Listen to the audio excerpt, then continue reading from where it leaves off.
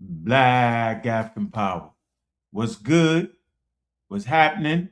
A wild organized lie defeats a disorganized truth every time. Woo-hoo, wait, man. Y'all already know what it is, man. It's God killing the house, man.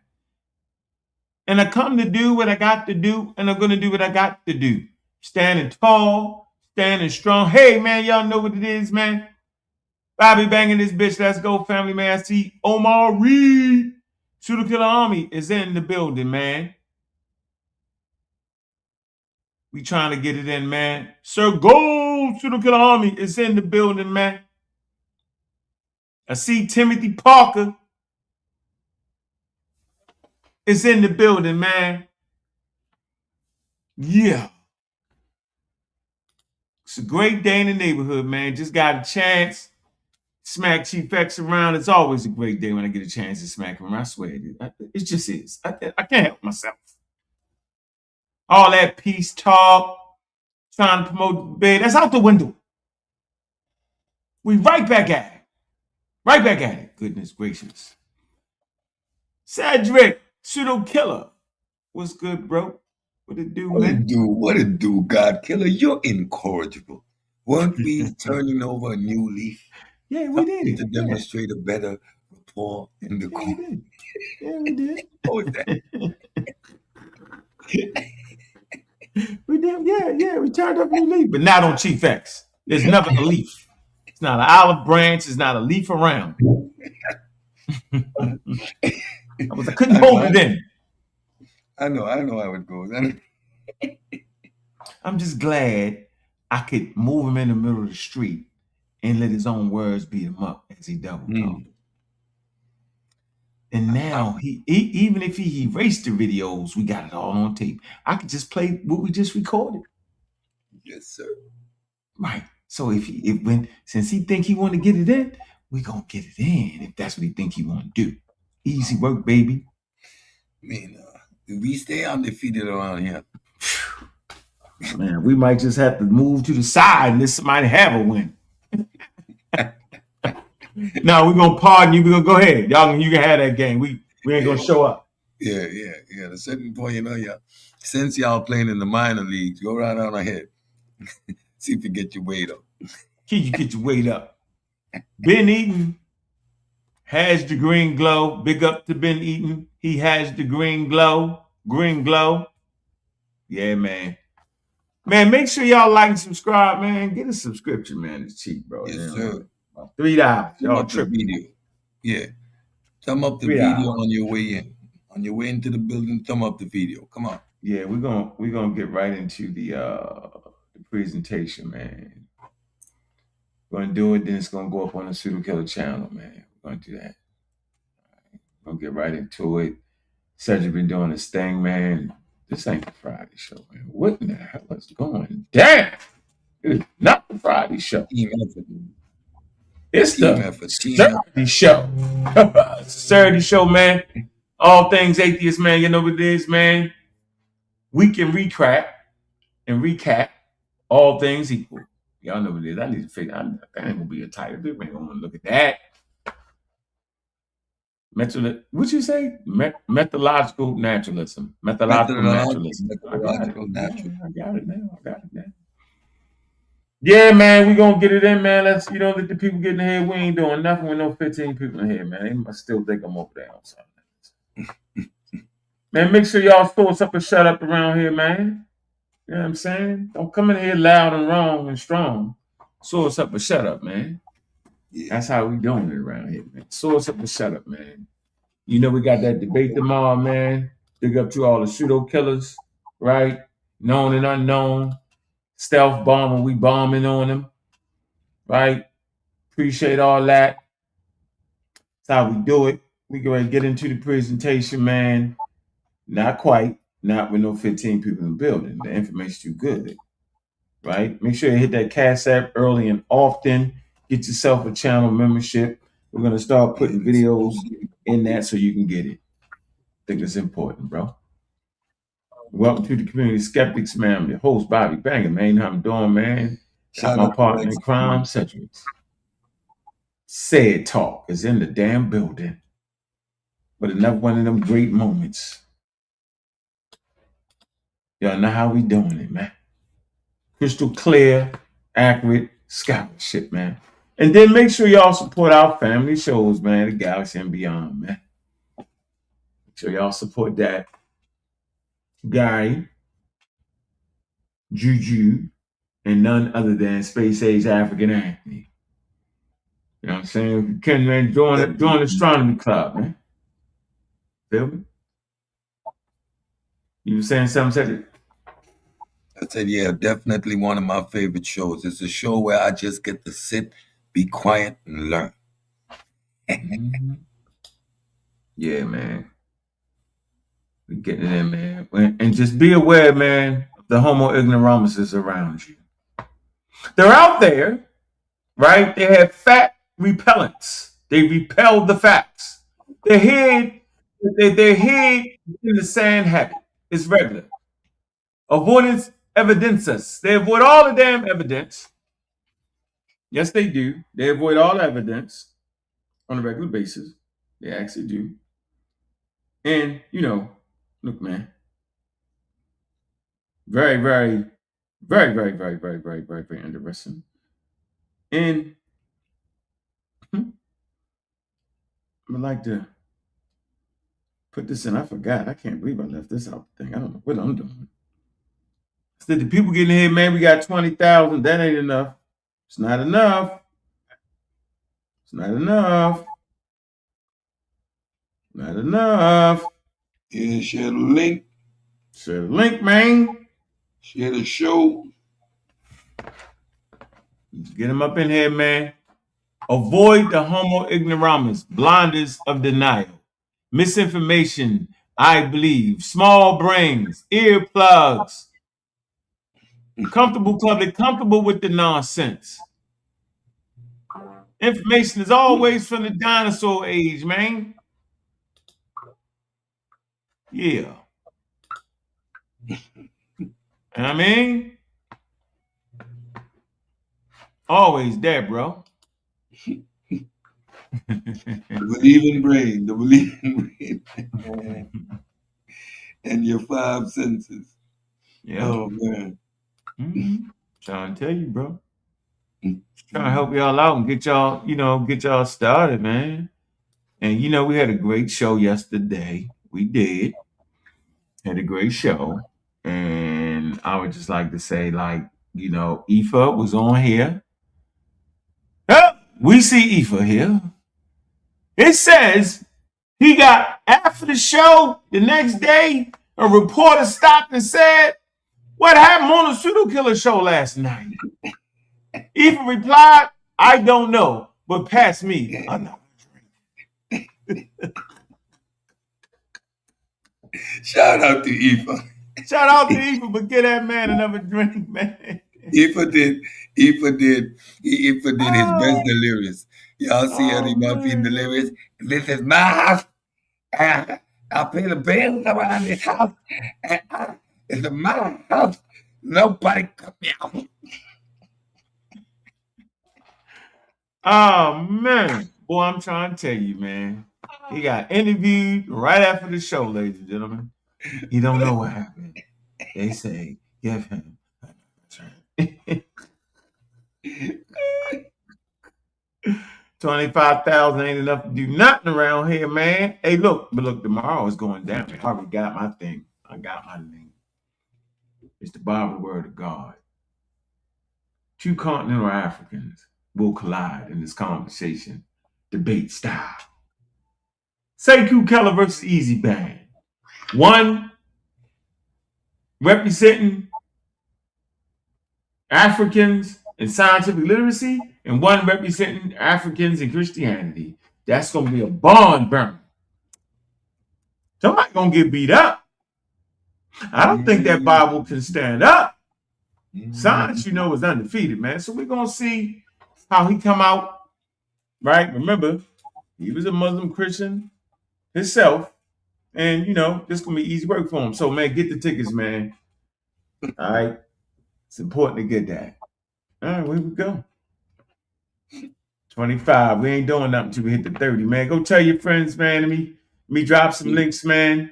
All right. Crazy bands all day, every day. Yeah, So we yeah, just talk. Pick up the guy. I saw you up there sitting with the flim flamming, scamming, floppy disk, That was fun. polymath Reggie. Oh, Reggie was wild. I ain't even get into it with Reggie. Reggie put his head so far down the ostrich hole and pretended as if he didn't say what he's been saying. He's out there as if he doesn't have a reason to hide. Reggie, I'm never coming off your head though, Reggie. It's never gonna be okay anymore, Reggie. You violated in the worst way. You trespassed on that sacred holy grail called science with your flim flam nonsense. God particle. It's a goddamn Yeah, you particle. gotta take that back. Goddamn Reggie. He had to apologize for that. Reggie again. Yeah, I can't have him real coherent. He got to apologize for that. That stem. If he take that back, yo, we can No, have the he big can't. He conversation. can't take that back. He Not can't. from you. He's not. He's not allowed to take it back for one reason. Because if I allow him to take it back, I'm gonna put myself in a position again where I assume he has some integrity, and he's gonna flim flam again. So never again. Never again. Reg, I'm just not arguing about no stem no more. Not talking about science and stemming no more. I'm not. Yeah. Mm-hmm. You know, Chief X, I beat the brakes off of Chief X today with his own words. Go check that out. I think I might have to play them clips.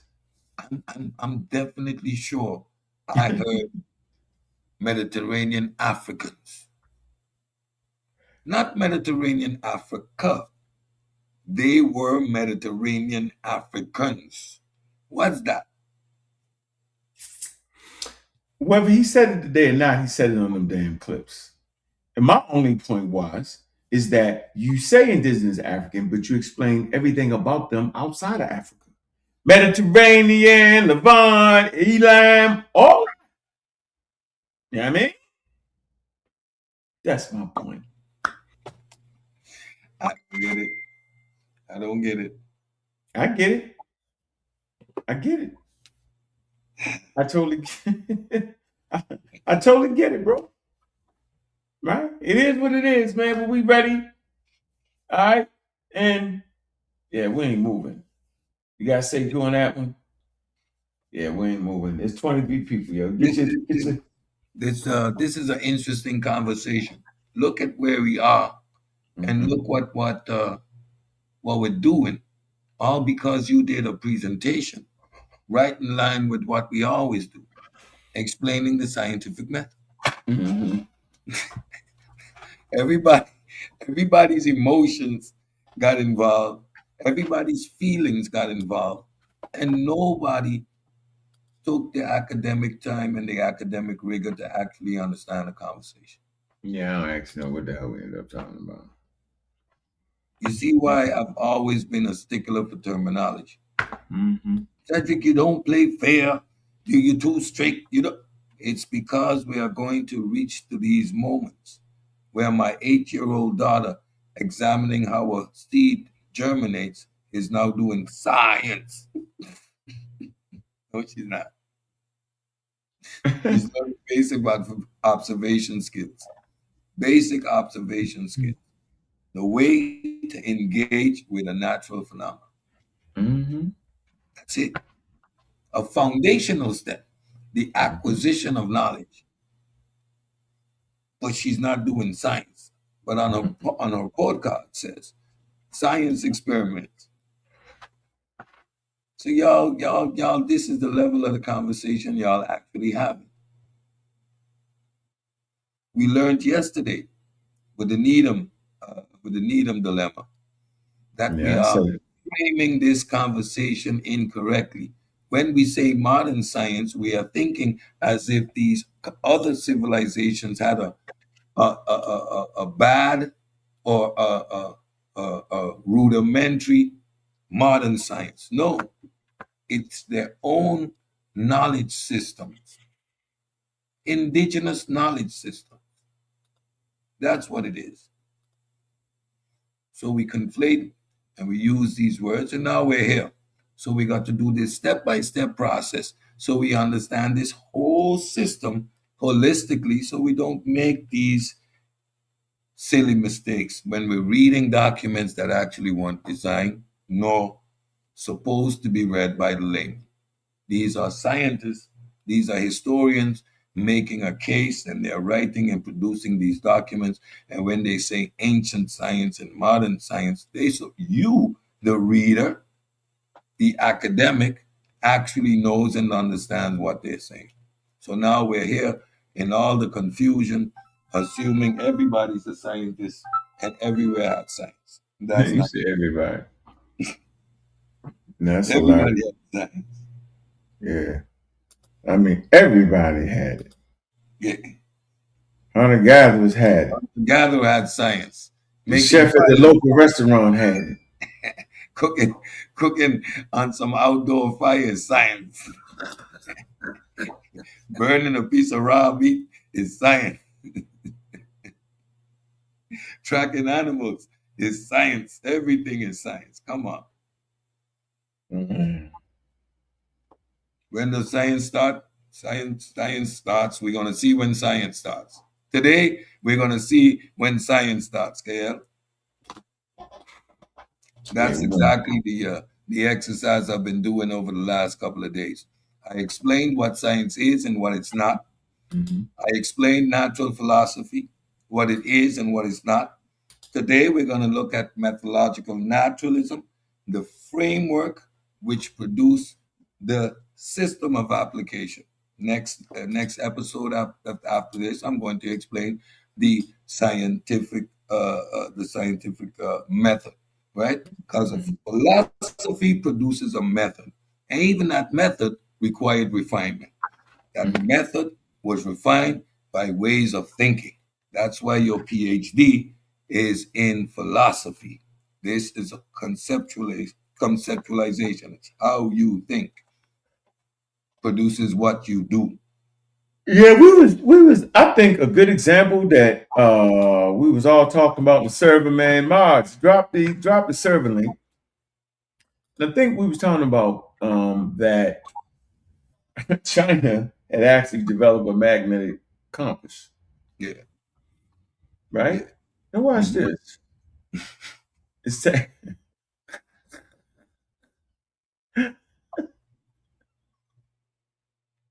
I ain't messing with you, bro. Listen, y'all, they developed a compass. And I'm wearing my hat like this because they developed a compass. But what did they do with it? They was using for cultural practices like deviation. Europeans take the same compass, right?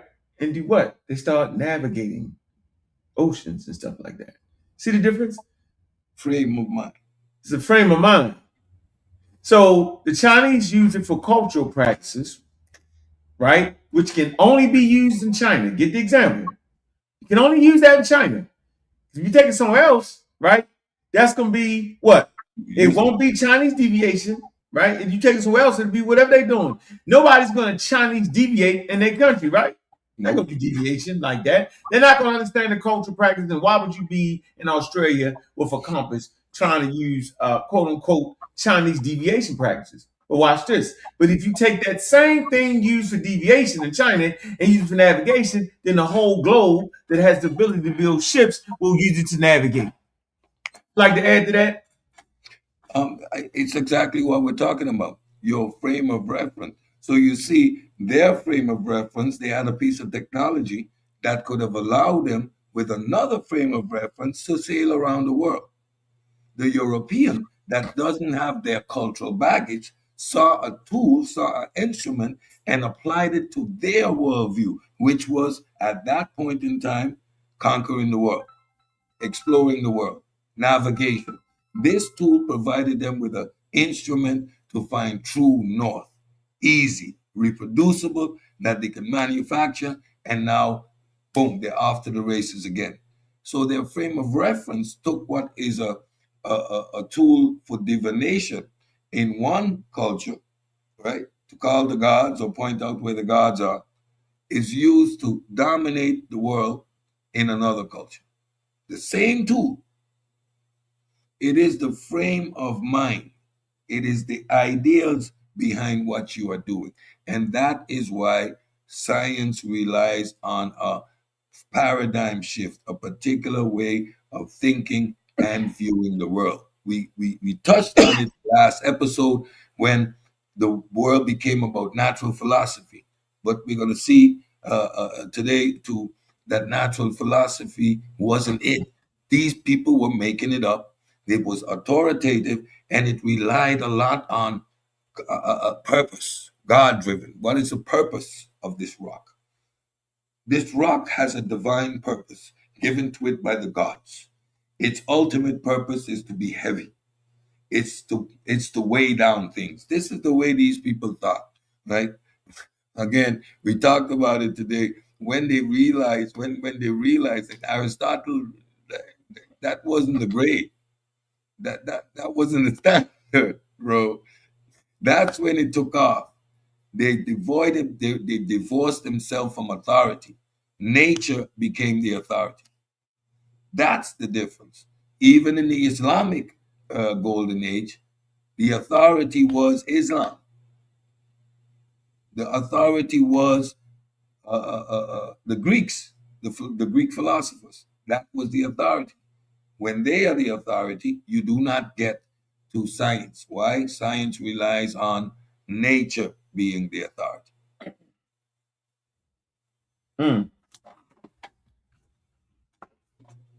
What's going on? Biologic, what's good? What's good? What's good with you? I hope I said it right. Chilembe, pseudo killer. Fly Logic, pseudo killer army.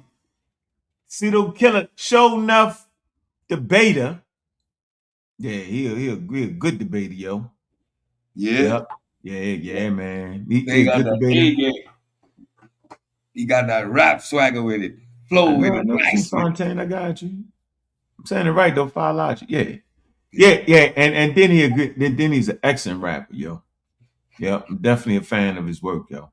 I don't know if y'all seen his battle raps, yo. He real good at that. Yes, sir. Yeah, that's real talk, yo. I gotta give it to him, bro. Yeah. And his knowledge level is there, yo. Feel me? Man, he's scientifically literate, yo. He been supporting, he's pseudo killed no matter where he go, you know what I'm saying? And he represent himself well, yo.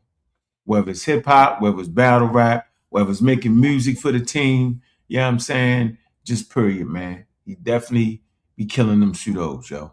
Pseudo killer army all day, every day. And you know, bro, we appreciate you over here, yo. We support all your endeavors all day, every day. And that's the whole team. Yes, sir. Trust me, bro. Believe that. Ain't no side cut on that. I wouldn't say it now unless it was true. Yeah, right? I don't front about that stuff. Nah, I don't need it front. Keep it a buck, yo. Keep it a buck, bro. You know what I mean? I gotta give it to him, yo. Yep, gotta give it to him. All right, we at 28. That ain't enough to start up, but we're gonna play some music to get into the groove, right? Yes, sir. Yeah, we get into the groove, yo. Get into the groove, yo. Let me see. 28. Let's get in here. I hope playing the music don't make the people drop for a second, because we right there in the sweet spot. You know what I mean? When you ready to go, I know you got it all queued up. Always ready. You got it all queued up.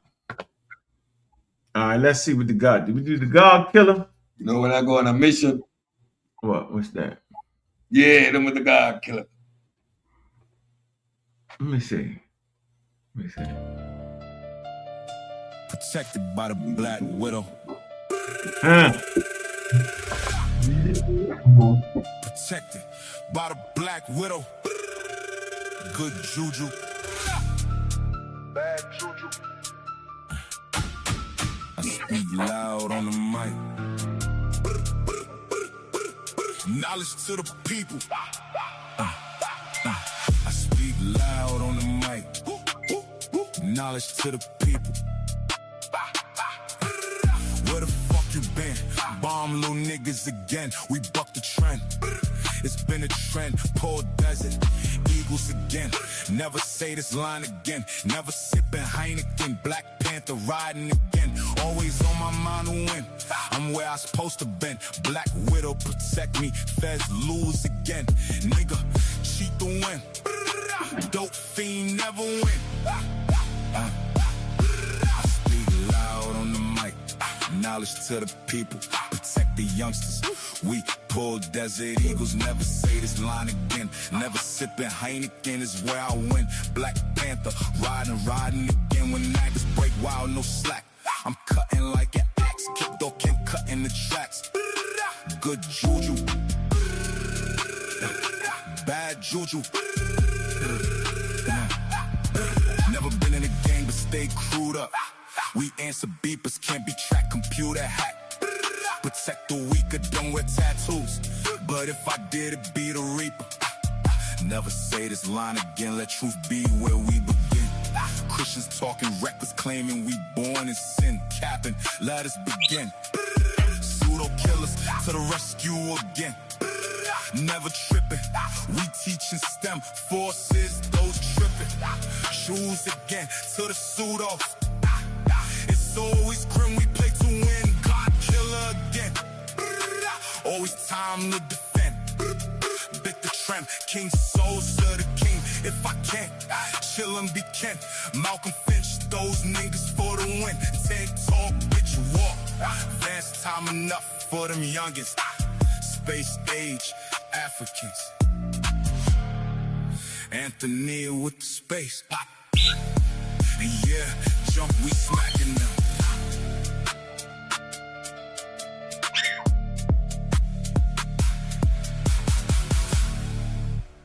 Yeah, Fire. jump. We smacking them. You know what I'm saying? Yeah. I had to put that pen work in.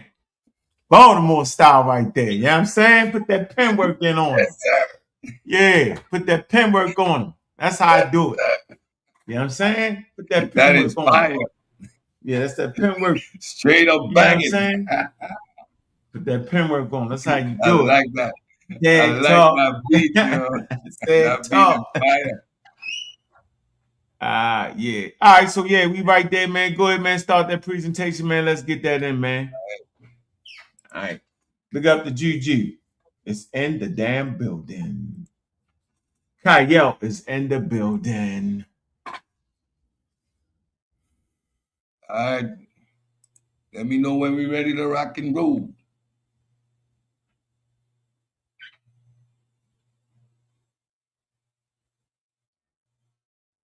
Let's go. All right. My fault. Let's go.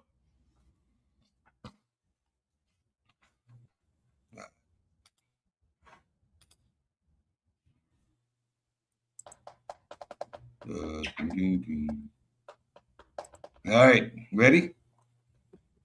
Let's get it. You up? All right. Ladies and gentlemen, another set talk. Today, methodological naturalism, the rule that changed everything. Methodological naturalism, the rule that changed everything. In the last episode, we saw the problems. Human had knowledge, they had technique, they even tried to explain the world, but they lacked something critical, a reliable method of determining what counts as a valid explanation. So now the question is, what changed? The core question, what kind of explanation should we accept? This is where everything shifts. Not just how we explain things, but what kind of explanations are allowed. Remember, philosophical naturalism, they were allowed to make it up. Because if anything can be used as an explanation, then nothing can be ruled out. No rules, no science. Anything can explain anything if you allow supernatural causes, invisible forces, untestable explanations, then you can explain anything. But you can't test anything. And if you can't test it, then you don't have science. The constraints. So a rule is introduced, a constraint, a boundary. That's why I keep talking about I play within the rules. There are guidelines. You cannot step outside of these boundaries. A boundary, a boundary on explanations, and that rule is this: only natural causes can explain. Oh, let me go back there. Sorry, go back one. Only natural causes allowed in scientific explanation. Again, only natural causes are allowed in scientific explanations. The definition: this principle is called methodological naturalism. There you have it, folks. And it simply means science limits itself to explanations based on natural causes, causes that can be observed, tested, and repeated. Again, methodological naturalism simply means explanations based on natural causes, causes that can be observed, tested, and repeated. What it does not mean, not a denial of the supernatural. Now, this is where people get it confused. Methodological naturalism does not say the supernatural doesn't exist. It says, what it says is science cannot investigate it, the supernatural, I mean. Because if something cannot be tested, it cannot be part of a scientific explanation. So if your framework includes the gods, if your framework includes supernatural agency, it cannot be tested. So it is not science. This is where these constraints start to come in, and we see why. The power of constraints. Constraints creates testability. This rule changes everything because now explanations must be testable, predictable, repeatable. And this means it can be proven wrong. Science is counterintuitive. We do not look to prove ourselves right. Falsification. How? You need to prove yourself wrong. And if I can't prove myself wrong, then I am most likely right in what I am assuming this is. That's your initial step. But you must be able to be proven wrong. The shift begins from authority to method. This shift didn't happen overnight. Thinkers began to challenge authority and demand evidence. Francis Bacon emphasized systematic observation and experimentation. Galileo tested claims instead of accepting tradition. You see where we're going here? See where we're going here? Mm-hmm. Isaac Newton showed that natural laws could explain the motion of the universe. Now, pause on Newton for a second, because this always comes up. It's non sequitur really to the overall conversation because this is focusing on the individual. But here is where we see that epistemic rupture, right? The old way of thinking versus the new way of thinking. He is at that bridge right there, and he crosses it when he engages with the stars. He says, I posit no hypothesis of an agent where I can't find an explanation. He simply doesn't do it in his scientific work. So, and Isaac Newton showed that natural laws could explain the motions of the universe. The focus shifted from who says it's true to how we test if it is true. Aristotle versus method. Authority versus testing. So authority from Aristotle was removed and replaced with testing. Remember the falling object example I talked about yesterday? For centuries, people accepted Aristotle's claim that a heavier object falls faster, not because it was tested, but because of authority. Methodological naturalism replaces that. It says, don't trust the claim, test it. This is where skepticism comes in the arena of the claim, not once we have already tested it, folks. Don't get that twisted. a different way of explaining. Before method, explanations was by purpose. Before methodological naturalism, explanations didn't focus on cause; they focused on purpose. Not what caused something to happen, but what was it for.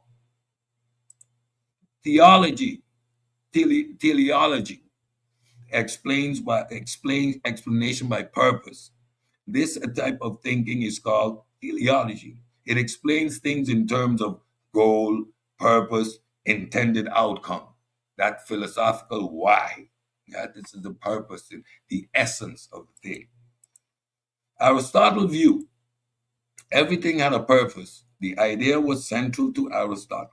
Aristotle believed that to truly understand something, you had to understand its purpose. So he made that up. That's quite frankly, he made it up out of thin air. This is remarkable. This man had ruled the way people thought for 2,000 years, and he simply made it up. What he called its final cause. It's something like the conscious community, right? It's the dude that can boom, bam, bam, bam, boom, boom, boom, boom, boom, bam, bam. He becomes the authority, right? It's not what the data says, it's the character's personality. This is classical. Why teleology fails? It's not testable, not falsifiable. And here's the issue. Teleology explanations can be tested, can be proven wrong. Because how do you test a purpose? How do you measure the intention in nature? What was the intention of the rain falling?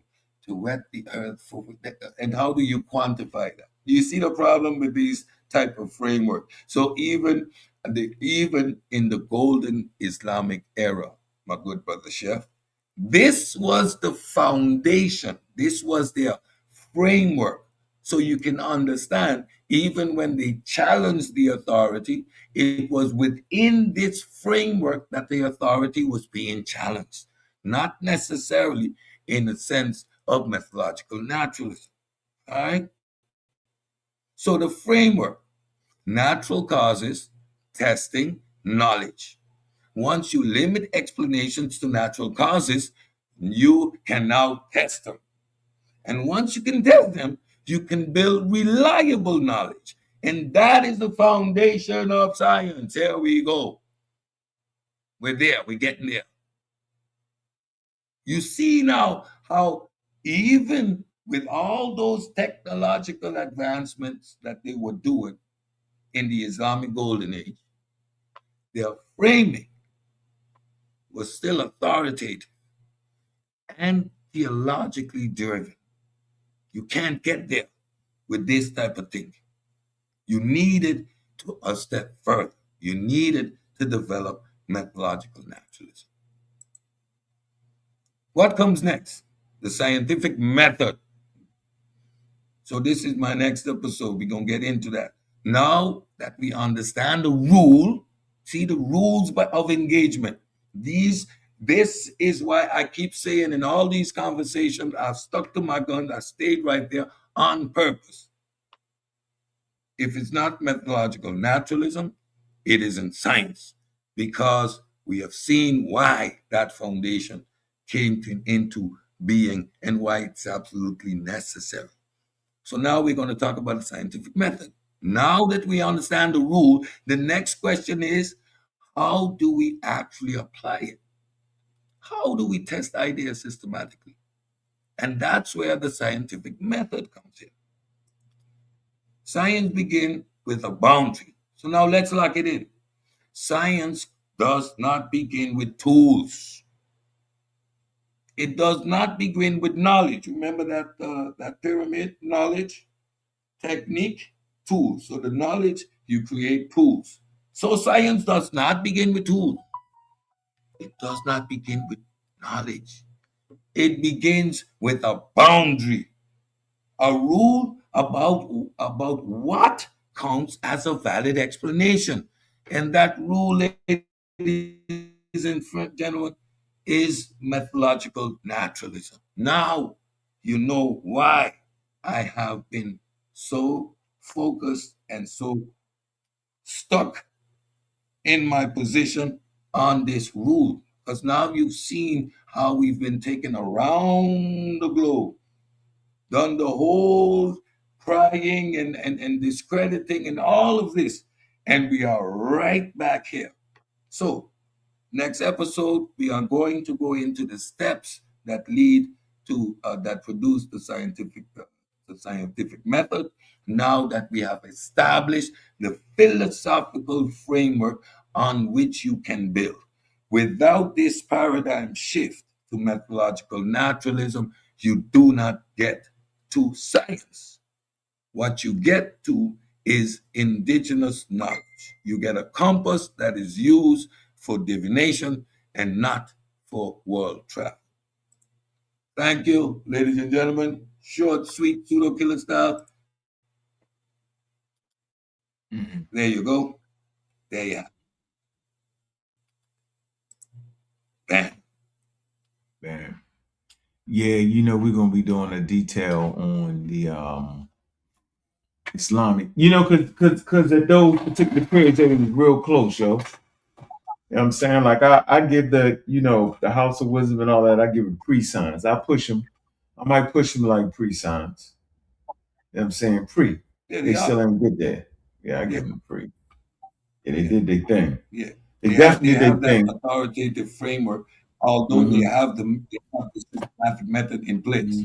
Once they Mm-hmm. changed that philosophical framework, they were after the races as well, because they pretty Yeah, much I had wonder. all the components in place. Yeah, I wonder why. I wonder why they didn't produce a scientific revolution, though. You know what I'm saying? I got a little presentation on that. Very, very interesting. We still put that Newman questionnaire. I think Kyle sent the article, and I've been reading while you was doing your thing. I was kind of reading a little bit, and so when you read certain authors or have certain stances, right? But none of them say they had modern science, though. That's the catch right there, right? But the Muslims right there on the line, though. They right there. You know what I mean? Yeah, they're right there. They right But there. again, within the But no framework cigar. No cigar. no, They can't get the in the cigar. framework of Islam, there are constraints on what they're actually allowed to do. And remember, there came a time when a particular imam decided that mathematics was of the devil, and that endeavor was pretty much shut down in the Islamic world. Authoritative environments do not produce science. You're going to see that in the next episode, because the scientific method relies on a society. It is a society, it becomes a society unto itself, an institution. And without an institution, you still cannot practice science. You can have methodological naturalism as a framework, but if your hands are tied and you can't produce or perform the science, then you're just as far behind as if you didn't have it, right? So it takes that institution, peer review, right? Because otherwise you get all kind of wild scientists. I can sit in my lab and make it up, right? I'm doing it systematic and structured, but my own biases are still in play. How do we check for my biases? How do we know that's not a piece of race science that I'm producing there? How do we check for that? So these institutions become also very, very important. We go through a whole history of pseudoscience as well, right? Because those constraints, and even within the system of the scientific method, they are needed to constraints needed to be put in place. For example, the peer review process and the institutionalization, that your work needed to be spread amongst your peers, etc. Those constraints also produce better science.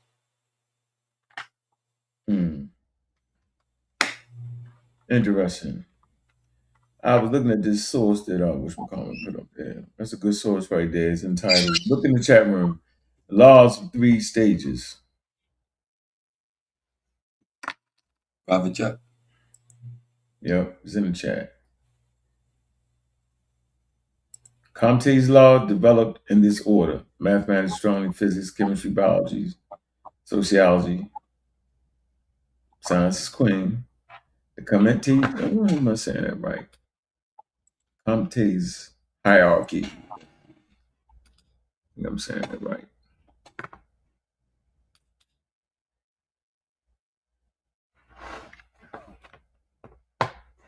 Comte's. All right, let me drop the link, man. Y'all got any questions, anything to add on to it? You got it? I'll put it right here for you. Yeah. There you go. Oh, shit, that ain't the one. Damn. Man. Oh, wow. Shit. Oh, man. I got it. You got it? All right. Let me get this more stuff off here, man. Yeah. All right, let me drop that link, man. Y'all want to get up here, man? Here we go. Hey, Kyle, you know you can hit that panel though. You can hit that link though. Course in Positive Philosophy. You hit that link, bro. Hey, Kyle, is you pushing hard for science in the Islamic world? I'm gonna say y'all Arab centric.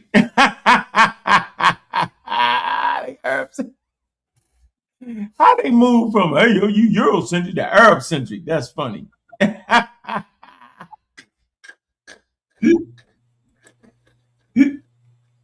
Y'all won, y'all got me. I was trying to stop y'all from being Arab-centric, but you won me over.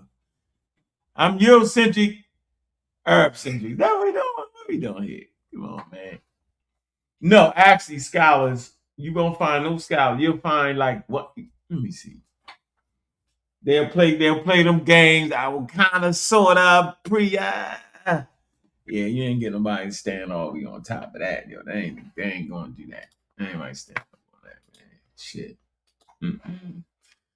Oh, they're talking about the development of science. So mathematics, yes, was that's logic. It developed alongside astronomy, physics, chemistry, biology, and sociology. I agree with that hierarchy. Mm-hmm. Yeah, that's I didn't know the law of it, but then I know that natural hierarchy. That's chemistry leads So we to talking about the biology. Islamic period.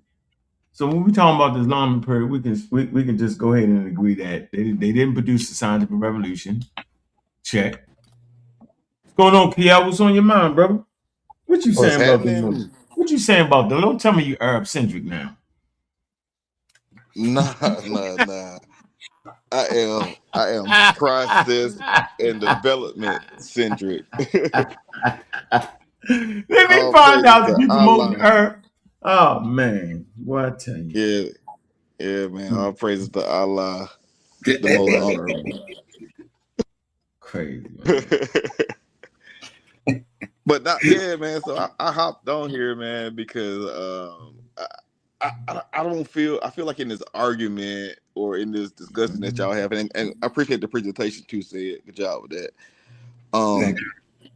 I feel He's like a trying to lot of trick you. Don't things. listen to him. He's trying to trick you. Said you're gonna set up. Now he's going to throw the right hand. Hey man, I give the drop the right and then I hit them with the left, man. That's how I do, man. It's Saturday fight night, so I'm ready for anything. Go ahead, Kyle. You got the floor. You know what I'm saying? I ain't even gonna.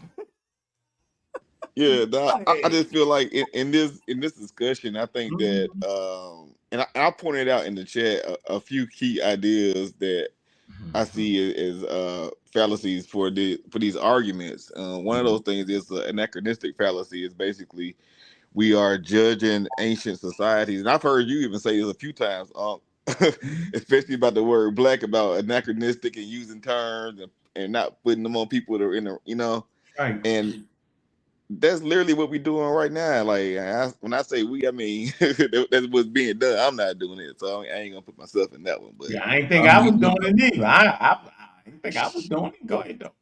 yeah. I mean, so like we know that science did not just start once the term. Like we got to understand that the term of science, that's something that's used as a placeholder to describe a process, right?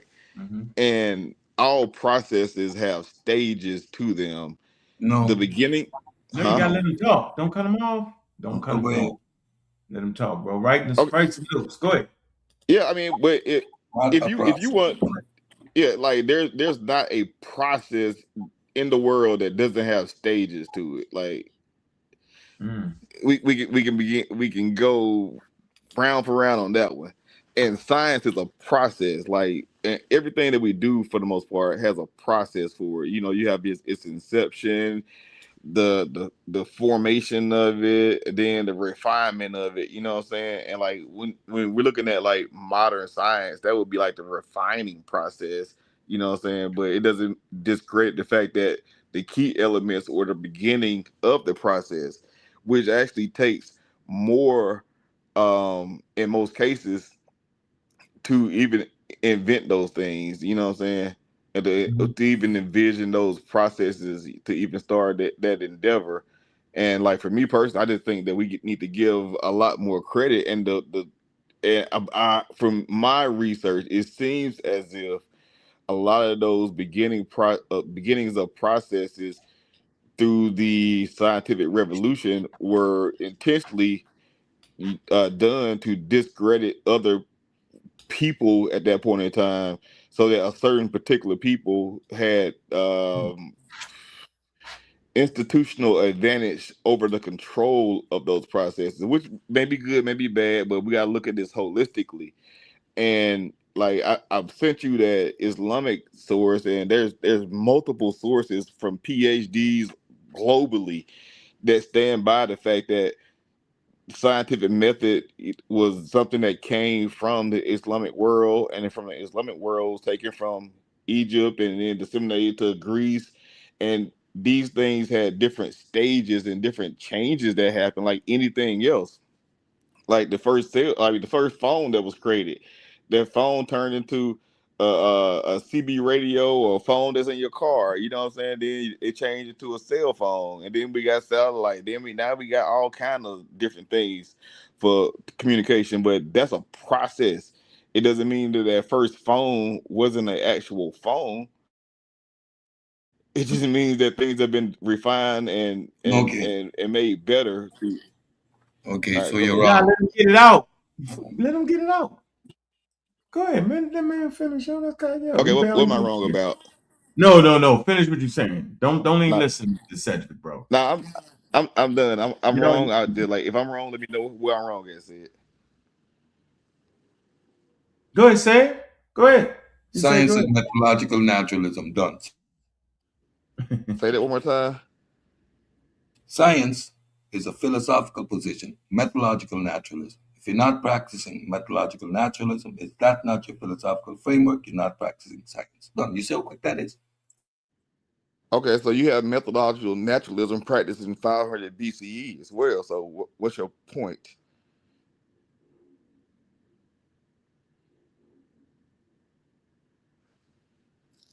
But yeah, Cedric. You're going to have to source that because that's some nonsense. I'm not arguing. Source that. Show me Well, I'm the on my phone, so metaphysics. I'm at a little bit of a Okay, disadvantage. But now where are you going to find a source saying that prior to the philosophical revolution, philosophical naturalism, prior to even that, you are seeing cultures practicing methodological naturalism as a framework for how they engage with their natural world. You're not gonna find it, right? So that's why I can stand in this position real easy. So okay, so it requires a particular philosophical framework. Horse and buggy transportation, combustion engine, cars. The evolution of okay, cars so wants that philosophical framework, combustion engine versus engagement with animal. These are two philosophical frameworks that are distinct. There's no comparison. However, you're talking about travel, right? So when we talk about the ancients, they are not practicing science. yeah, They okay, simply are, because so that 585 BCE, Thales proposed natural origins for the cosmos. And you told me to pull up some sources of information. I'm just going. That's 585. Then Democritus, Alexander, I believe his name is. He practiced something. He's practiced a form of naturalism, but he doesn't necessarily formulate his Teleology, method. yes, we know. They Yeah. all Then want you have of the God. Babylonian astronomy. They practiced. They were highly, it says in here, Yes, highly and empirical and predictive. Then Hippocrates. Then you have the Edwin Smith Papyrus in 1800 BCE.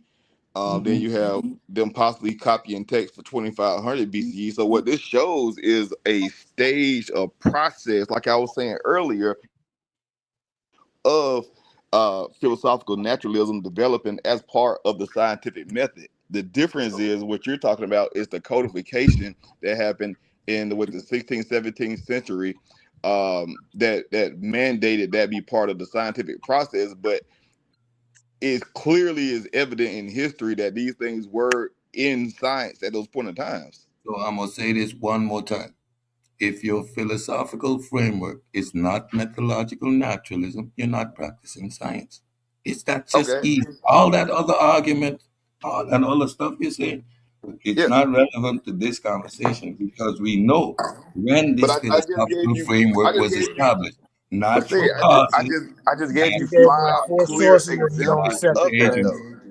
That's a particular philosophical framework. What you're talking about is methods, right? Methods of applying technique. We have been through this discussion, and you're not going to find me anywhere with this philosophical framework guided. First of all, in I Egypt, just it's gave the you letters. In I just gave Babylon, all that calculations was done in service of the God, theological, right? I just did a presentation. If you understand what theological and authoritative is, they're all doing that. They're not there yet. We have 2,000 plus years of this before we get to methodological naturalism. Yes, Kyle, everything you're saying, I know, but I'm gonna tell you simple, easy conversation. It's not methodological naturalism. Those are theological and authoritative frameworks of doing whatever they're doing, understanding the natural world. Methodological naturalism poses a completely different framework. And that happens at a particular time in history. It's just that simple. You do not have that framework before you have it. So methodological naturalism is the framework, and before that framework exists, you're not doing science. so okay, so again, Right. it's clear and Leave him evident alone. of Leave him alone, that Kyle. hold on a second. Let me get back to They my gonna learn thing. So tomorrow. it's clear and evident even in their own writings. Like some of them are saying that God cannot be the answer, or they're saying things that this is not an answer for what we're doing, and they're diving into it. Like that's clear and evident that they're practicing. But you know what? You win. I'm just going from what the sources say, the professionals and stuff like that. But I get it. You got to be right on this. You want to talk about George Taliban? It's Taliban? Nah, That's, I'm gonna fall back because y'all right. Y'all No, no, right. no, What's up, Kyle, stay JJ? right here. no, I don't. I was kind of, I was reading over that article. Um, Yeah, I mean, like it's okay to be wrong about something, but just jumping out the window and acting like I'm no, saying no, something no, no, no. that the experts are not saying themselves is kind of wild. You know what I'm saying? Like So what every expert that I've sent you on Right, has Kyle, said leave him alone. that there are stages to the development of science. It breaks down those stages in different ages and gives different people being advanced in their field and being more advanced. And most of them actually do practice their philosophical naturalism, where they're Yes, only looking at natural. where it's authoritative and Why you Right. gotta theological. interrupt him, Like Cedric? why is it That that every is time Right. I'm talking you cut me Damn, off? that's Like what he do. naturalism. These are two distinct things. I agree. That's why it's not science. that's why it is the forerunner that brought you science, because what these people did Oh yeah, was they went to I agree with you. They sit in the position of pre-science. That's no debate there, Kyle. I don't think nobody on this panel ever said anything different. I agree. And pre-science is part of science, right? Yeah, that's right there, bro. That's why I don't know why y'all ran. I don't know why y'all even ran to that position. Like I've been talking about the House of Wisdom for damn near 20 years. Seriously, like, why run to that position? You get it? Like it's almost like trying to use that now, to I'm fight going to the that position though, because I literally just heard somebody say, and I ain't gonna call him out because he ain't on the panel right now. I just heard him say that that Darwin and Newton was not scientists, and that's fucking crazy. Excuse my friend, that's crazy. Let's pull it up. We just pull it up. We pull it up. Let's pull up Charles Darwin. That's my favorite person right there, right? Would you call him a scientist? I call him a naturalist. Oh my God, a naturalist is an approach to science, though, bro. I said I would call him a naturalist. Am I wrong? You're not wrong, but you're denying. You would not say out your mouth that he's a. Why can't you just say that man's a scientist? I'm saying he's a naturalist that produced, watch this, a scientific theory, but they called him a naturalist. That's how I learned it. Let's look up the definition. No, let's look this up. I don't do that. I'm gonna pull up the article. Charles Darwin. Yeah, do that. Charles Darwin. February 20. Look, April was an English naturalist. That's all I'm saying. Yeah, I'm not saying nothing. I'm not disagreeing with you. Leave that up. Saying, click on that word. No, leave that up. Natural history. No, just leave it up. It's a domain. Click on that word. I clicked on it. No, leave it up. Kyle, let him leave it up. Let him leave it up. You don't got to click on nothing. Just leave it right there. Yeah, I don't know. You jumping in. You can't jump in. No, I'm not. So go ahead. Hey, you talking in the middle of the show. Come on, bro. Don't talk through. So I don't know why everybody get their panties in a bunch, right? Because I understand you can retrofit it and call him a scientist. I don't have an issue with that. I just called a man what he was. He was a naturalist. Remember, I read John Emerson, right? That made that man change his career path. So I call quote unquote Thales, right? I call him a natural philosopher. I just like to keep it right there. That's all. I don't got to add. It's almost like we want to start adding real quick to try to play it back. I don't got to do it. So I'm not denying that the man did not produce scientific work and you could safely call him a scientist. I just simply called him what they would have called him in this time period. That's all. He was a naturalist, but he produced a scientific prediction. I don't have a problem with that. That's not my debate. Chef did that.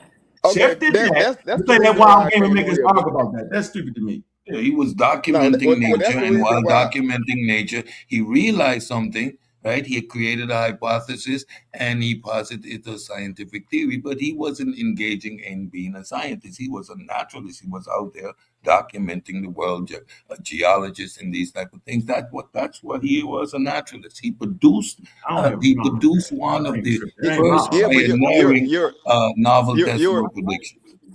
Your argument hinges on the colloquialism of the term scientist, though. Like if we use this term anachronistically, it applies to more than just people after the 1818 or whatever the hell when they started doing the institutions of science. So, but like based on the taxonomy of what he did and what he's done for the field itself, he is the father of modern science. Like, what are we talking about here? Oh yeah, I wouldn't. You know what, yo? I don't know about all that. Yeah, I don't know about all that, Kyle. But I would tell you that's never an argument I ever want to participate in because they call a man a naturalist, and that's it. And yes, you can call him a scientist. I don't have no pushback on that. Seriously, now you know that. Before methodological naturalism, you had. Can somebody else talk, Cedric? You ain't gonna be able to do this tomorrow. Philosophical naturalism was authoritative and theological. I was just wondering when it's my turn. I'm just stating that these are two fundamentally different concepts. All right. Okay, go ahead. Go ahead. Just remember who on y'all side. Go ahead, JJ. Yeah, you remember. Hey, finally, you catching up to 7,000. You trying to turn the audience against me because you've been a pseudo for so long. You've been putting out misinformation for so long, and now the whole community is seeing your misinformation. Even the people that's been on your side, they're in the audience like, bro, y'all need to cut this out. Now, let me ask you this. What that mean to me, though? Hold on. Since you took your little minute to talk about the audience. Don't worry about it. I see. Hey, you said you're going to be on there tomorrow, right? The preliminary, right? Listen, no, I'm not. No Killer Priest told me. I'm not a preliminary with you. You just talking right now. I remember when you had I remember Hebrew playing Hebrew games. Remember that? That's the old me. Well, don't bring that up. You used to be a Dr. York. You is now. You used to be a Dr. York. I never was that. So I ain't throwing that in your face. Now, let's talk about that. I never. Your leader used to be a weirdo, right? I never was that. Don't talk. Don't throw that Hebrew Israelite in my face. Was you running? Was you a Hebrew Israelite reading the Bible? Yes or no? Oh, okay. Was you with Dr. York? No, nigga. I just. You never was Dr. York. No, yeah, I was. I never lived on the land. Go ask Wu John them. No, I never did that. Matter of fact, most of my time. Hold on. Most of my time. So why are we throwing this up? Hold on. Let me finish my point. Most of my time was spent talking to Reverend Bunn in the All Eyes on Egypt bookstore. Okay. Yeah, I never met York. I never talked to him. I never shook the nigga hand. Let's establish that, bro. And until you can find a person who can say that, don't make me bring a class of people on. Hold on. I can bring groups of people on here and say, no, So if you mad because I said the Malachi York lecture, hold on, then that's your problem. But you was definitely a damn Hebrew Israelite. Okay. So don't play with me. So I'm not gigging you for it. But now all of a sudden you educated in things matters of science. Come on, bro. Okay. Yeah. See, it don't take a rocket scientist to figure out that the scientific method came from the golden age of the Islamic people, right? See, the word I am was transmitted to Latin called scientifica. Scientifica to English is science. You didn't even come up with the name, sir. So you got the scientific method from Islamic people. But so how can you say Europeans started science? You said that there was no such thing as science, ancient science. This is your stance. That's your stance. That's what you're coming in front of people telling us. But you want to try to get up here and discredit me because I had advanced in my knowledge and what I used to be. This is who I am now. I'm a free thinker and a truth seeker. So all the little pseudo alerts and all that's not going to help you tomorrow. So we're having a preliminary tomorrow on Killer Priest podcast. I'm not having a preliminary nothing. I don't know. So there's no need for you to come on my show. I'm saying I have no idea what you're talking about. Killer Priest told me. Okay, so let me tell you what Killer Priest told me. He said that you are coming on the platform. He said you called him to try to beat me on the show. Yes. I didn't try. No, you're lying. Did you call him? You're lying on Killer Priest. Why would you lie on Killer Priest? Did you call him? Did you call him? Trying to beat you on nothing. Did you call him? Yes or no? Right. You called him, right? I always talk to Killer Priest. Did you call him? What is wrong with you? Okay. Well, okay. What you so mad for? See, ladies and gentlemen, this is the problem. This is an echo chamber, and tomorrow you're not going to be able to kick me off when you feel like it. I'm not kicking you off, JJ. Okay, so where did the scientific method come from? Did it come from European? This is what I would ask you to do. Did it come from European? No. Clear the loud first. No, ain't no. Don't try to start a whole new argument. No, it's the argument. You keep saying, don't do that, sir. This is an old Garfield ring trick, y'all. You keep saying that anybody over here say that Europeans started science. Why are you doing it, bro? I'm trying to save you, yo. Okay. I'm trying to always beat you up. Tell you what to do. I'm trying to save you, sir. Have I ever said that? No, imagine. Let me tell you what to do, Let me tell you what to do. Let me tell you what to do tomorrow. Okay? Now, my show is tomorrow. You're invited. I'm going to give you a clock. I'm going to have my sources. I'm not just going to be running my lip trying to tear down ancient cultures, ancient civilization, the Chinese, the African man, and anybody else to uplift scientific racism. Europeans, Eurocentric talking points to try to put them above us. This is why all these people over here that used to be with you are turning on you. They're not going for it. Go look at his Facebook page. The people that normally agree with you are now seeing that you're wrong for this one. Just like Kyle said, there's nothing wrong with being wrong. Like I was wrong for following the Hebrew Israelite doctrine for all those years. I can admit that as a man. So tomorrow, everybody, let me land my plane. You're not going to be able to do this tomorrow. So you got to learn how to engage. I can't believe this. This is great. because what JJ just said actually brought tears to my eye. That was profound, brother. I'm not playing. He's telling the truth. What he just said is true. He used to be a Hebrew. We all watched this man. Hey, listen, man. That shit is crazy. Hold on, let me get this straight. This is crazy, bro. Let me get this straight here. I'm sorry that it brought tears to your eyes. Man, that was beautiful, Cry me a river there. Right? JJ don't know what the hell he's saying. What he said out of his mouth was that we said Europeans created science. That's what he said out of his mouth. And then he tried to weasel his way out of it and say, I'm changing conversation. Hey, bro, get that straight. Don't say that again. Now you gonna kick me off, right? No, I'm just saying because I'm gonna bludgeon you with it. You don't have a video of me ever saying that. You just don't understand the conversation. And you know Pan-African James don't understand the conversation at all. So hold on, Pan-African, real quick. I got you on tape. I'm watching you on the side with it at this point. No, don't try to converse it. We all know you're wrong. You gotta take a good hard look at whose side you on with that. Hey, listen. Hey, you can try to discredit me all you want. I'm not in 2026 saying.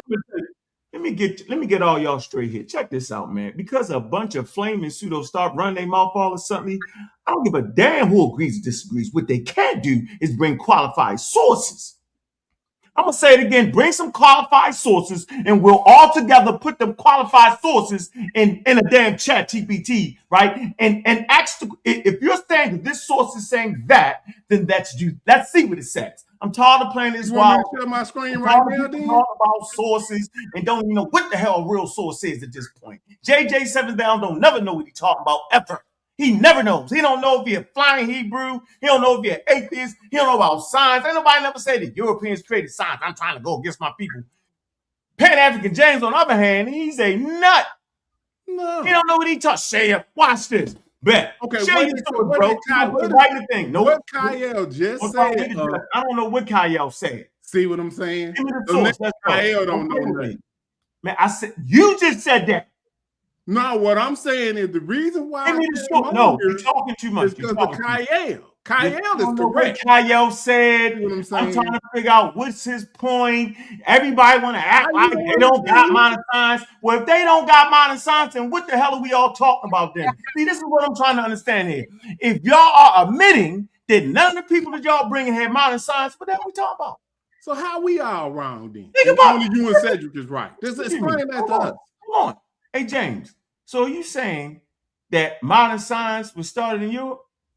No. What we're saying is, why would anybody interject the word modern in an ancient conversation? I don't know, because I didn't. So you say, okay, so how is everybody blaming? That's what y'all feel like doing, nigga. You got to try. They just blaming y'all for this. Bro, I don't know about this. Listen, I don't know about the blame game. I don't know about all that. Reggie did that, remember? Reggie did that to y'all. Because y'all did this. No, nobody did nothing, bro. Science is modern, bro. So hold on, let me ask you this. I'm gonna say this again for you. Science is modern. So is astronomy modern? Man, we say science. Man, where your source at, man? Is astronomy modern? Hey, yo, where's your source? At this point, I'm not even listening. I can pull up right now. Pull it up. We ain't doing this crazy game. Let me put it right on the astronomy modern, and then run to another position, then run to another position. We ain't doing that. It's silly to me. Modern science. So I asked you. Man, what that got to do with what we saying right now, bro? Astronomy predates the word science. And astronomy is a science, Did the Egyptians have astronomy? Yes. Okay, you don't know what you're talking about. Now where the source at? Oh, hold up. Egyptians didn't have astronomy. No. What did they have? Astronomy? They had proto-astronomy. Come on. And it wasn't on the level of Babylonian. So you telling me of people that created a 365-day calendar, a solar calendar, a lunar calendar, and a celestial calendar. That's 3 different calendars. You think they guessing? They have observed, and they have written down, which is documented. That's all you need in science. You need all of those elements to have science. You have to have empirical data to say, hey, we got a 365-day cat. They wrote it down. It ain't free. You know we don't got to argue, right? This is crazy. Hold on, you know we don't got to argue, right? No, if this ain't an argument. No, listen to what I'm saying. Hey, James, this is what I'm going to start doing to all y'all. If y'all can't distinguish technology from science, then why even have a conversation, y'all? You get it? Like, why have a conversation, bro? Like, why do this? I'm just saying, like it's almost coming off like it's hating. No, I'm sharing my Reggie don't know what STEM is. You don't know what technology is. You think a damn accountant is high level science. Like, come on, what you want me to do with that, bro? Same calendar you use in the day. But hold on, I'm sharing my screen. Damn, you know what I'm saying? I can't. How can we make that distinguish? What is this? Okay, now let's just read this. What does this say? I don't know. What is it? It says, is astronomy a science? Yes, astronomy is a natural science that focuses on the study of celestial objects like stars, planets, and galaxies, a phenomena originating outside of Earth's atmosphere.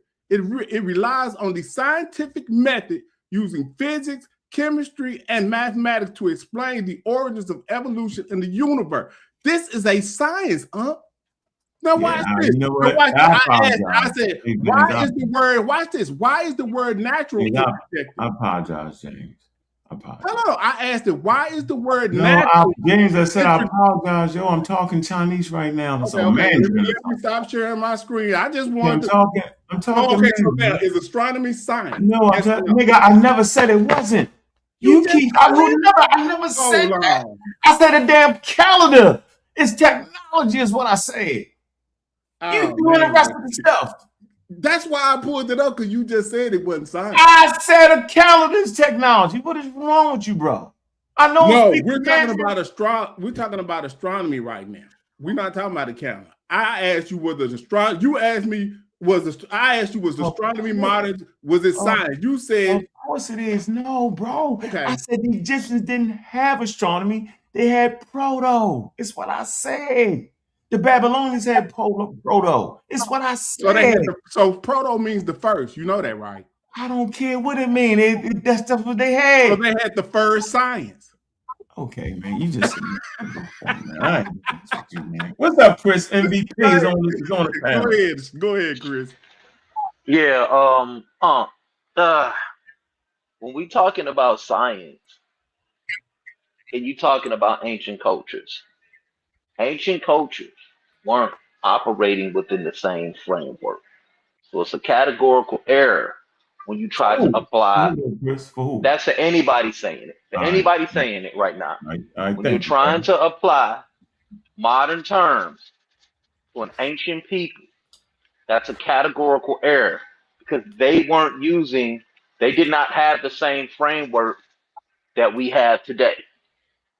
That's not to say that they weren't studying science, because science in itself, in a definition sense, it means knowledge. That's all it means. Proto-sciences is where science has drawn heavily from. Science has adopted certain things that the ancients used to use. This is why I brought up the use of the caduceus in the hospitals. They show the relationship between ancient shamanistic cultures and the development of medicine, as opposed to where it is now. Everything's going to evolve. It will continue to evolve. Medicinal standards will evolve. That's all everybody trying to say. I think everybody's shooting over each other's heads here. You know what I'm saying? Let's get away from the categorical errors and hear what each other's saying. Everybody's defending Africa as opposed to, hey, look, they study science too. I would agree, but they didn't study it in a modern sense. They helped set the standard for what science is today. Also, the Greeks did. You know what I'm saying? We see the Greeks help forward it. You see what I'm saying? And science in itself, or anthropology, just don't start with Greeks. and Egyptians all the time. You see what I'm saying? So everybody had their own. It just don't start with Greeks and Egyptians. I don't know why we keep saying that. I mean, what? Hold on. What don't start with Greek? What are we saying? I said science just don't start with Greeks and Egyptians all the time. Everybody always start there with the conversation.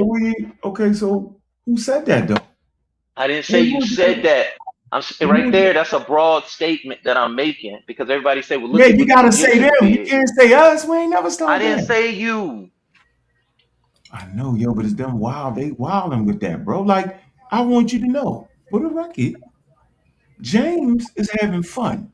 JJ is having fun. I'm trying to figure out what Kyle is saying. I simply did a timeline and simply said, and ain't nobody been able to combat it yet. I said that science matured in you. And everybody lost their damn mind. And ain't brought a source yet. They ran to the Islamic period. They ran everywhere. Damn, they changed. Y'all saying modern science? No, I didn't. Science is modern. Nobody can seem to understand that. Like, all of a sudden, science is the most important thing. Then I talked about China. I say, man, China was way above. What are we saying here? What's so important about science now? Anyway, I got you. Define science. Define science. If your definition of science is just knowledge, everybody got it. Primates got it. Everybody got it. Then let's just so when not we talk talking about science, we got to be specific with that word. That's why I keep saying everybody falling into a categorical error. That is science in the most broadest, broad in its broad usage. So when we're engaging the scientific concepts, the purpose is science makes things more stricter. So we're using the more stricter sense. So That's incorrect. That's incorrect. That is very correct. So we even have no, it's not. Science doesn't make things more stricter. The standard that they set today is more stricter. So we have the source that talks about how science is modern science. So when it talks about how that's how it's used in an academic sense. So it said the word science is also most used loosely in a broad sense. So when it's used, we talked about this earlier. If that's somebody's definition of science, then we don't even need to talk about it. Everybody got it. Let's move on. Yeah, end of the show. Yep, end of the show. Why even do it? What's the point? All right, so that's incorrect. And I'm gonna tell you why I disagree with what he just said. He told what he's doing, and this is where y'all keep messing up at. He keep on trying to apply modern standards to ancient standards. Ancient standards weren't working with that framework. Okay, that's an ethnocentric argument. You're saying, that standard wasn't science. Okay. Right? If they wasn't working with it, then why argue with me? Because you guys are making this claim that they weren't practicing fields of knowledge. Just think about who said that. So I can get man. I put the Understanding Science 101 Berkeley source in there, and in it, I have to go back and dig it up again. And it says that the collection of a body of knowledge ain't science. We have a term for it. It's called traditional knowledge. We try to place it in its proper category, but they don't want to accept that category. They want to take it out of that and merge it into science. It's that simple. But if we go by the definition, science is the study of how things work, how the planets move. Then we're in a whole nother conversation by that definition, and we can see the deviations of it. Because like within science, if a scientific theory is broad, you can just throw it out. Science doesn't deal with anything broad. Broad means there's too many factors in this. Too much noise. A theory has to be strict. What you mean, like creating a 365-day calendar? Yeah, man, come on, man. See what I'm saying? That's traditional knowledge, and that's dope. Let me ask y'all this. So we know, I guess 10, 20 years ago, we were at the edge of the end of modern science, right? Mm-hmm. Can we all agree to that before I can move on with my point? I don't know what you mean. What do you mean with that? So that may be the problem with this argument. Okay, so let me frame it. So a few minutes ago, I had on the screen, I had the stages of science. I had it all the way from pre-science to modern science. It shows where modern naturalism was invoked into the scientific method back at like right around 5th century BC. That method then infused itself into the minds of other people that was practicing what we would call natural sciences or natural methodologies, right? Natural philosophers. Natural philosophy of science. Right. Yes. So, but we didn't have the word science yet. We were just called natural philosophy at that point in time, right? Yeah. And so we can look at the same way we would do with like genetic taxonomies and stuff. We look at the features that are prevalent in those categories to assign them into what they need to be. And right now, just to move forward, right now we're practicing modern science, and modern science is actually coming to an end. And the next iteration is called big science. Big science is where you have, instead of a few data points, and you have a few people around the world that's peer reviewing and doing the test that you have in your report or your abstract, or that run out of your lab reports and stuff like that. But it's going to be done by computers at high level. So instead of having 15 data points that's tested, now you're having 15 million data points that's tested. But my point in saying all that is our way of doing it. That's new information. That's meta, right? That's because of our globalization, where the level of peer review and the level of subjects can now be done on a global scale because we have the technology to process it. However, the method. Slow down, because you keep. No. Let him finish, man. The science. That's not even my point. I'm not even going to argue any of that with you. You're using wrong terminology, and it's freaking me out. It is working on my aim. I'm trying to get to the stop using the word modern because you can't tell me, man. Let him finish, bro. Like I'm trying to ask a question. That ain't the question yet. So we good. So what I was saying, if you let it continue, I'm gonna cut him off. If you don't have the intellect, all right, this is what we're gonna do. Hold on, everybody freeze. Listen, wow, y'all this wild. Is what we're not doing. No, we're not wild. What we're doing is we too excited. It's a great conversation, right? And I gotta control the panel. 8 to 80, blind, crippled, and crazy. Pseudo killer, TMI, BMI, JI. I'm killing y'all in today's episode if y'all not acting like gentlemen. We can make our points. It's okay, man. Let the audience pick and choose. Let them do what they want to do. Right? Let's have some elegance here. Let's see who got command of the subject. Because I tell you what, though, Kyle, I'm never jumping in a person's face when they say it's big signs. No, we had big signs. I'm not doing it. I'm gonna say you're right. We had modern science. We had science. I'll be okay with it. Yeah. You get it? I'm not gonna argue that. I still want to get clarity on that. Big science and in modern science, like that needs to be flushed out a little more. But go ahead. I know we got 20 years left. But go ahead. You say we got 20 years left. 10 or 20. Go ahead, Kyle. No. I didn't say we had 20 years. You said we had 20 years left. You said about 10 or 20 years left to the end of the policy. I didn't say that. I said about. Come on, my boy. Come on, now. He said in the last 10 or 20 years. Man, we're not asking. Go ahead. What'd he say? Go ahead. You're going to tell us because you hear everything. What'd he say? Pan? He said in the last 10 or 20 years that modern science is getting ready to be is on its way out of here. He said, Go ahead, Kyle. You agree to that, Pan-African? Just making sure. I mean, we can literally just pull up the current state of science. It seems like y'all don't want to let the man finish. Is what I'm tripping. Let us finish that. We can go through that too, Kyle. You need to be in Discord. We can flush all this shit out. But go ahead, Kyle. Go ahead. We can. Then leave it up to social to throw a straw man. And apologize to the local community. But anyway, my point is. Hold on. Say it again. We gotta do what? Then y'all have to do a show and apologize to the whole community for putting out bad information. Then, y'all sitting up thinking y'all winning with all the pseudos following y'all. Y'all got so much pseudos that can't even breathe.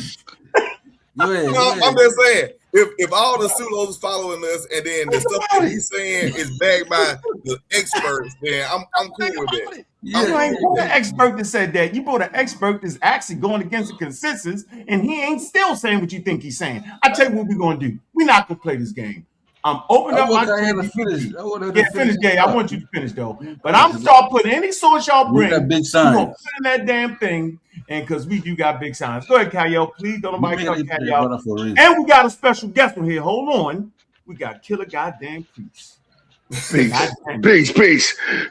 to the panel, man. Peace to everybody. You can hear me? We hear you loud and clear, Priest. Yeah, no doubt. Peace to the God Killer Ankh, man. Peace to everybody, the pseudo killers, everybody up here. Yeah, I just want to make an announcement. Peace to Chris Harris, man. I see you over there. Peace. I just want to make peace. So I just want to make an announcement.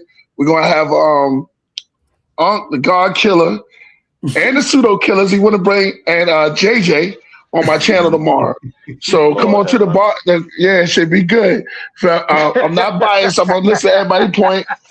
Try to come on over, man. Come on over. What time? JJ said white cannibalism. The whole human over there. That's cannibalism. What time is this supposed to be going on? This is gonna be at 5. This is gonna be at 5 Pacific. So 8 o'clock if you want to. Man, big up the Killer, man. He well noted hip hop, man. Great brother. Peace, my brother. Man, hey, Killer Priest, guess what? What up? Go back and listen to some of your music, right? A lot of times you talk about ancient wisdom and knowledge. Mm-hmm. Right? And ancient science, whatever it is, yo. But you talking about indigenous knowledge and wisdom, yo. That was serious, right? Indeed.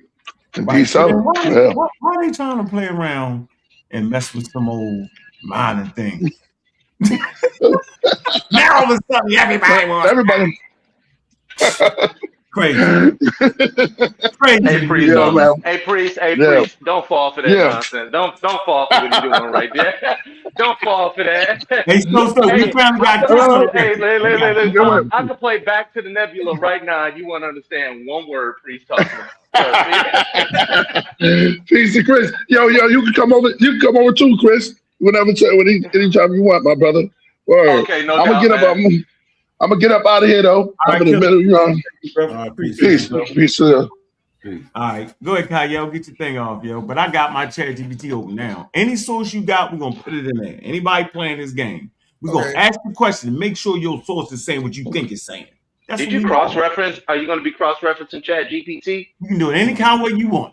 I'll beat niggas with the Britannica. I'll beat niggas with a straight Encyclopedia Britannica. But go ahead. Yeah. Those are secondary, tertiary sources. Well, while I'm doing that, ask the question: when did big science begin, or when did that become the next phase?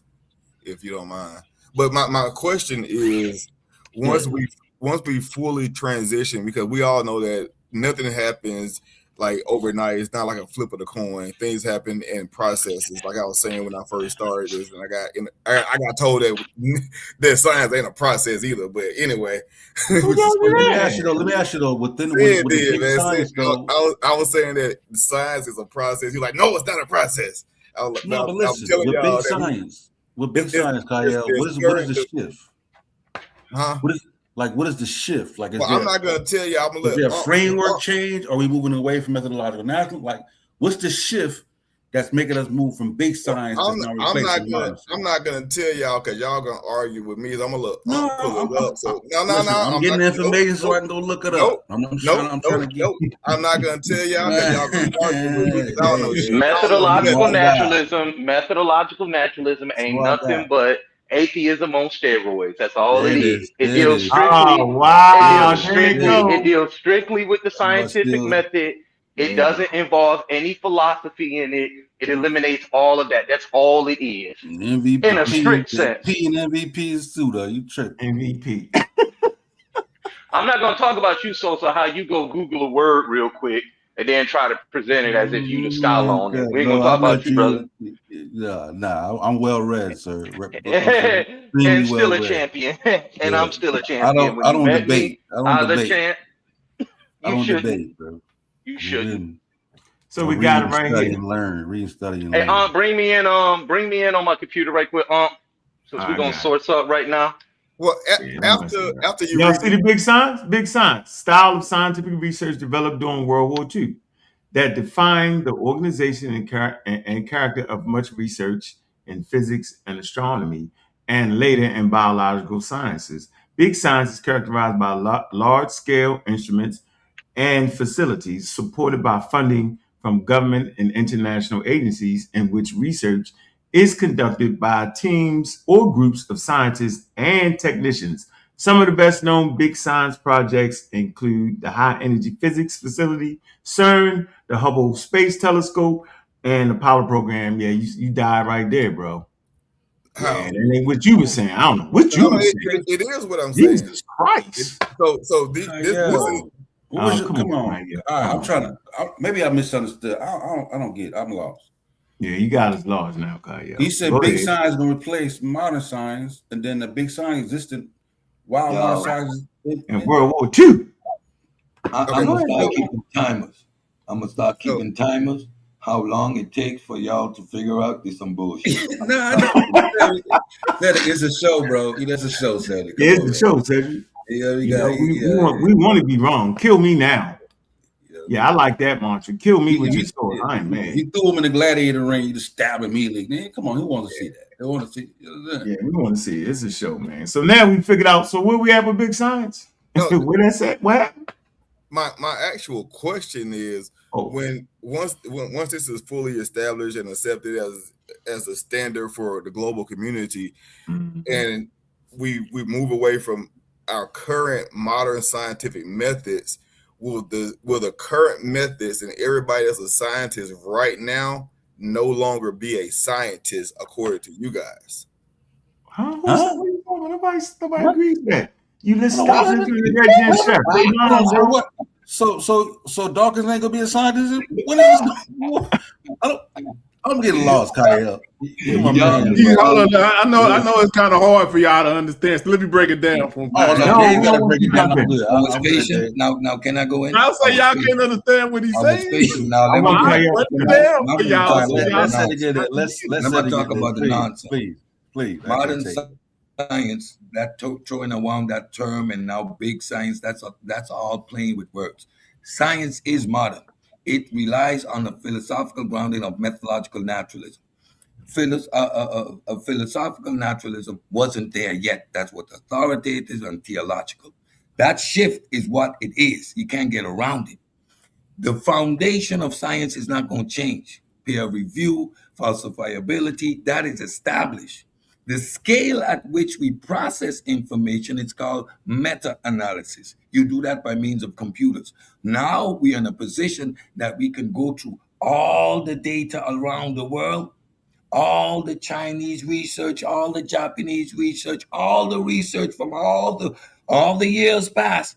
They are doing meta-analysis now, comparing the same phenomena globally. They have now the technology to do that. What you're talking about isn't even big science, because big science was established by means of how industrial scale science is applied. You just read that. We're talking about meta-analysis. So you determine that, listen, that's why I'm frustrated. I just talked about the boundary in the conversation. Don't nobody care about you being frustrated. I'm sure y'all are refusing. So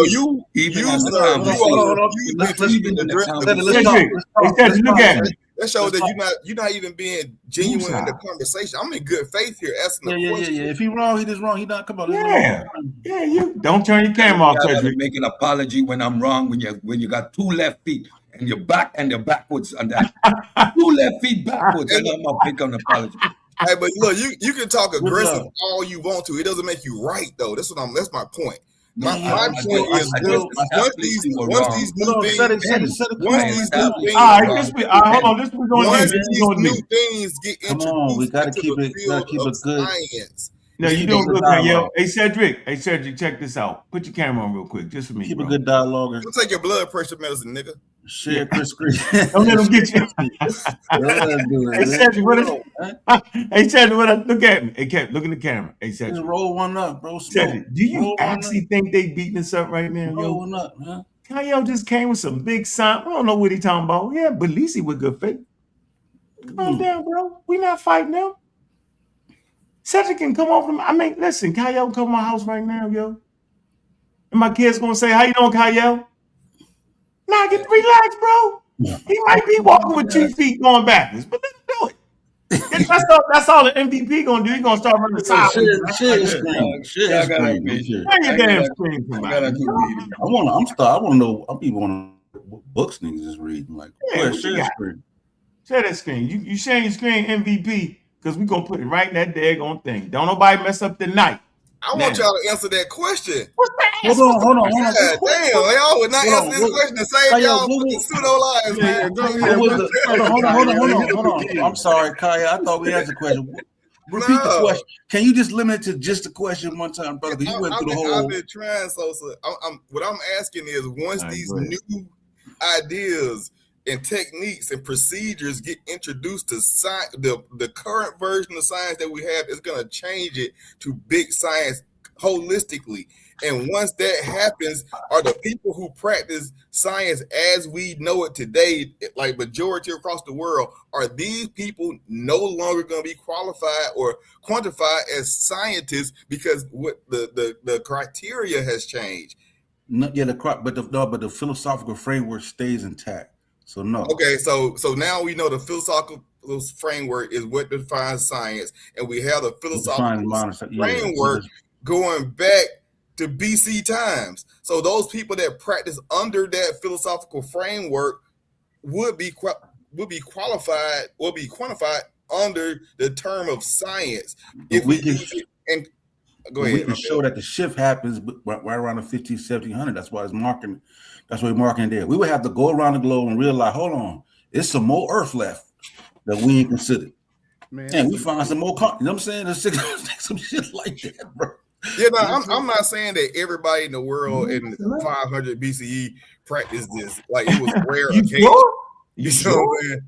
Yeah. You sure? And it's even unfair too, because Dawkins will always be a scientist because the term was invented while he was alive, and he was a scientist as, you know what I'm saying? He was a scientist as a profession. So yeah, so 500 years from now, Dawkins will be a scientist. Still, yeah, but he won't be a big scientist.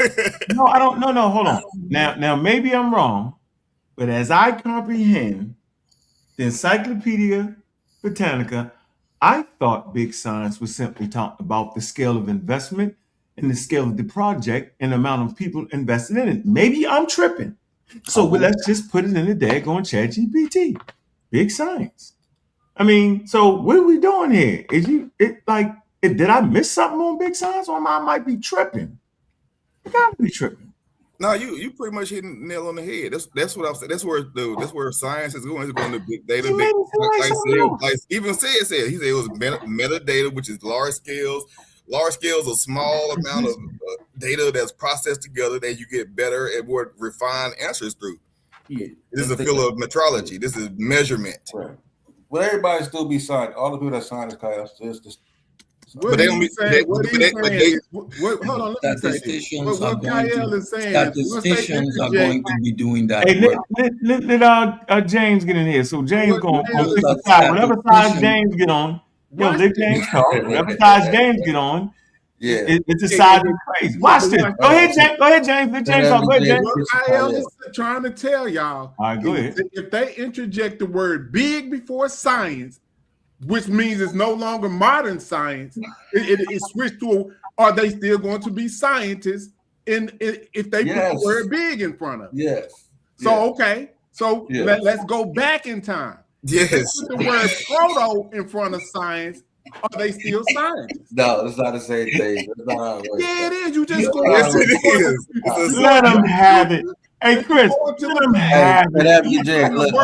my science. Pat Advocate J We're on my asking them that denote Pat Advocate J. listen, in those time periods. Pat Advocate J, listen. See, y'all laughing like that shit is funny. No, Pat Advocate J, listen. It just shows y'all ignorant. Because that's all Kyle is saying. Bro, listen. Watch this. Hold up. Let me ask Kyle. Is that what you saying, brother? I answered this question. No. I'm talking to Kyle now since y'all want to be silly like little girl. Let me ask Kyle. Trying to be serious. Because y'all playing. Let me ask Kyle. Is that what you saying, brother? Yeah, that is exactly what I'm saying because all these so if dumbass James can get it, I know you. You high-level science guys should be able to understand what this man is saying. We already understood. We understood what he said, and we said no. Well, why y'all playing then? No. He said y'all ain't answered this question yet. He saying we just said no, bro. For the last 20 minutes. Did we not say no? No, you did. Okay, well, then there you have it, Kai. I got him to give you a definitive answer, no. We been said no before you got in there, bro. So when you interject the word before science, that makes the other people prior and in the future not science because it don't got the word modern. The next guy that becomes a scientist he's not going to be the big scientist. So modern science is the only science. Dawkins is a scientist, and this next guy is a big science. Hold up, Kyle. Let's be clear. There's no future science. No future ever happen. It's no future and no past. It just right there. They don't even understand that how modern means present. I've ever heard. Only thing they don't understand that the word modern just means in the present. But hold on, but listen. If big science began around World War II, what does modern mean? And we still have scientists becoming scientists today. Therefore, we can postulate that big science can exist and scientists can still remain. That's just me making it up. Just logic. But go ahead. So by your same logic, shoot myself. By your same logic, though, so that means that you could have proto science and no, that doesn't. Yeah, see how you got them. No, that does not mean that, bro. I'm giving you your logic. You my mama, said that. My mama, Kyle, my mom is not the same thing, nigga. On the Lord is not the same thing. On the Lord is not, bro. Hey. Like you said before, we can flush it out. I just got to have the ability to decide when you're wrong, bro. It's okay. No, it's okay, bro. I ain't ready yet, bro. I think it's we see you ain't ready, but argument. I ain't ready yet. This argument hinges on the presumption that the scientific method is not going to refine itself in the future. That's my whole overlying point. And when that refining period happens, like matter of fact, you said a couple of days ago, you said in 50 years or 100 years, they're gonna look back at us and say how stupid we are. Like you remember saying that? I remember saying it. And so are these people that are scientists now not gonna be scientists anymore? No, we never argued that. That was a Reggie and a wild barbershop argument. Yeah, he faked y'all out with that. So what I did was I put the Britannica article, Big Science in there, right? And the answer, yes, the Britannica article is basically saying that big science is defined by large scale, large instruments, facilities, and major funding, especially governments, international agencies. It also says that research is done by teams of scientists and technicians. That's what they're doing right now. It say not just a lone scholar, what used to occur, right? So the reading is right. But with one important addition, it say the article is not only talking about money and project size, it is also saying that big science is a different way of organizing research on bureaucratic, more collective, and more tied to state priorities that grew during and after World War II. There you go, yo. So that's that first one knocked down. Ain't nobody up, man. You want me to ask you the question? Cause I don't know. This is what it's saying. Who got another damn source? Not playing with y'all tonight. No, sir. You want me to ask another question? What we doing? Yeah, ask them what's the next level of science after modern science. For what? See, now it's for what? So you see, modern only means in the present. What is the next science after? Because that's what Kyle's claim is. It's going to be. He said that it's going to be big science after No, murder. we already know big signs. We doing big signs now. It's just like with NASA. When the thing just went around the moon and Hubble, that's big signs. What's going on here? Okay, Is this the Twilight Zone? It Are we is in the Twilight Zone? But that was his claim. His claim is the next level of science is going to be big science. But we doing it. Y'all ain't been. None of y'all was born when it started.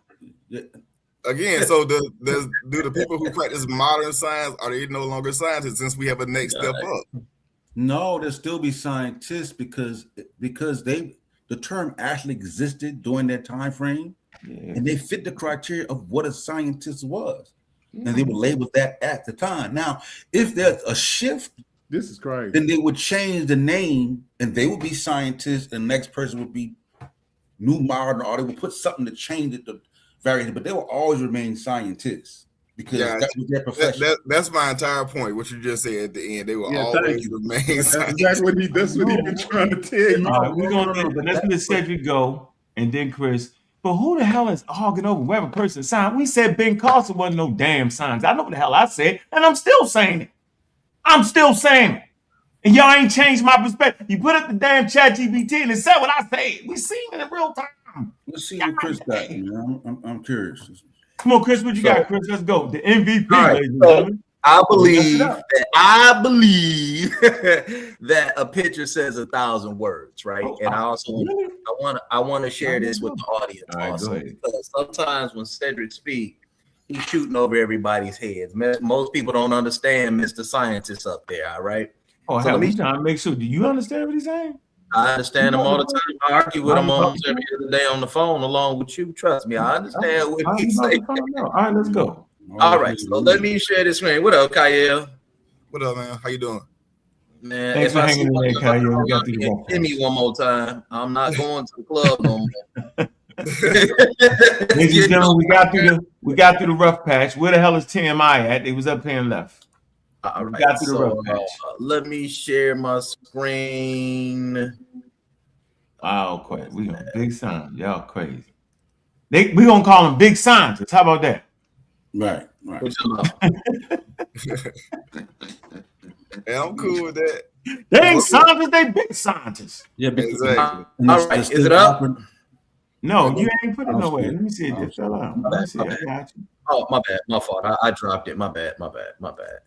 All right. Because like I said, I just want to be a little bit more direct here, right? I hope everybody can see this. It should be big enough, right? Let's do your thing. Let's see what you got. All right. So we got methodological naturalism versus philosophical naturalism, right? So Cedric, and I know you guys speak on the terms of methodological approach when it comes to science. That's the scientific approach. Now, when you're dealing with the scientific approach, it's dealing strictly with natural causes, the use of empirical methods, no position on the supernatural. I hate to say this and break everybody's heart who do agree.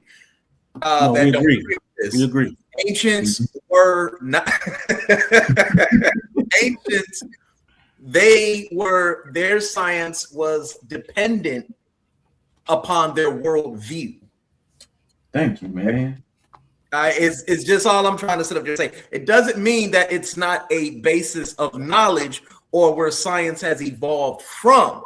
It's just that the methodological stance that we take today is how we do science versus the old system we no longer use. And I also want to put it does not address the existence of gods or the supernatural. That's where you guys see a lot of these arguments coming from about evolution and God and all this other stuff. Methodological naturalism has nothing to do with that. The ancients weren't dealing with this framework right here. Now, when we're dealing with a philosophical stance, this is where it gets tricky with philosophical naturalism.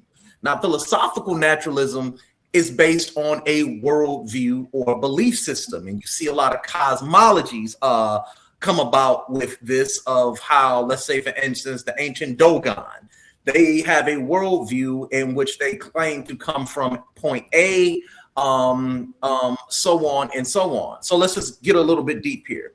It says nature is all there. I'm pretty sure that the methodological stance will say the same thing. Denies the supernatural, no gods, no afterlife. Everything is material. Now, philosophically, we know this can evolve into the belief of God, the belief of an afterlife. God made man.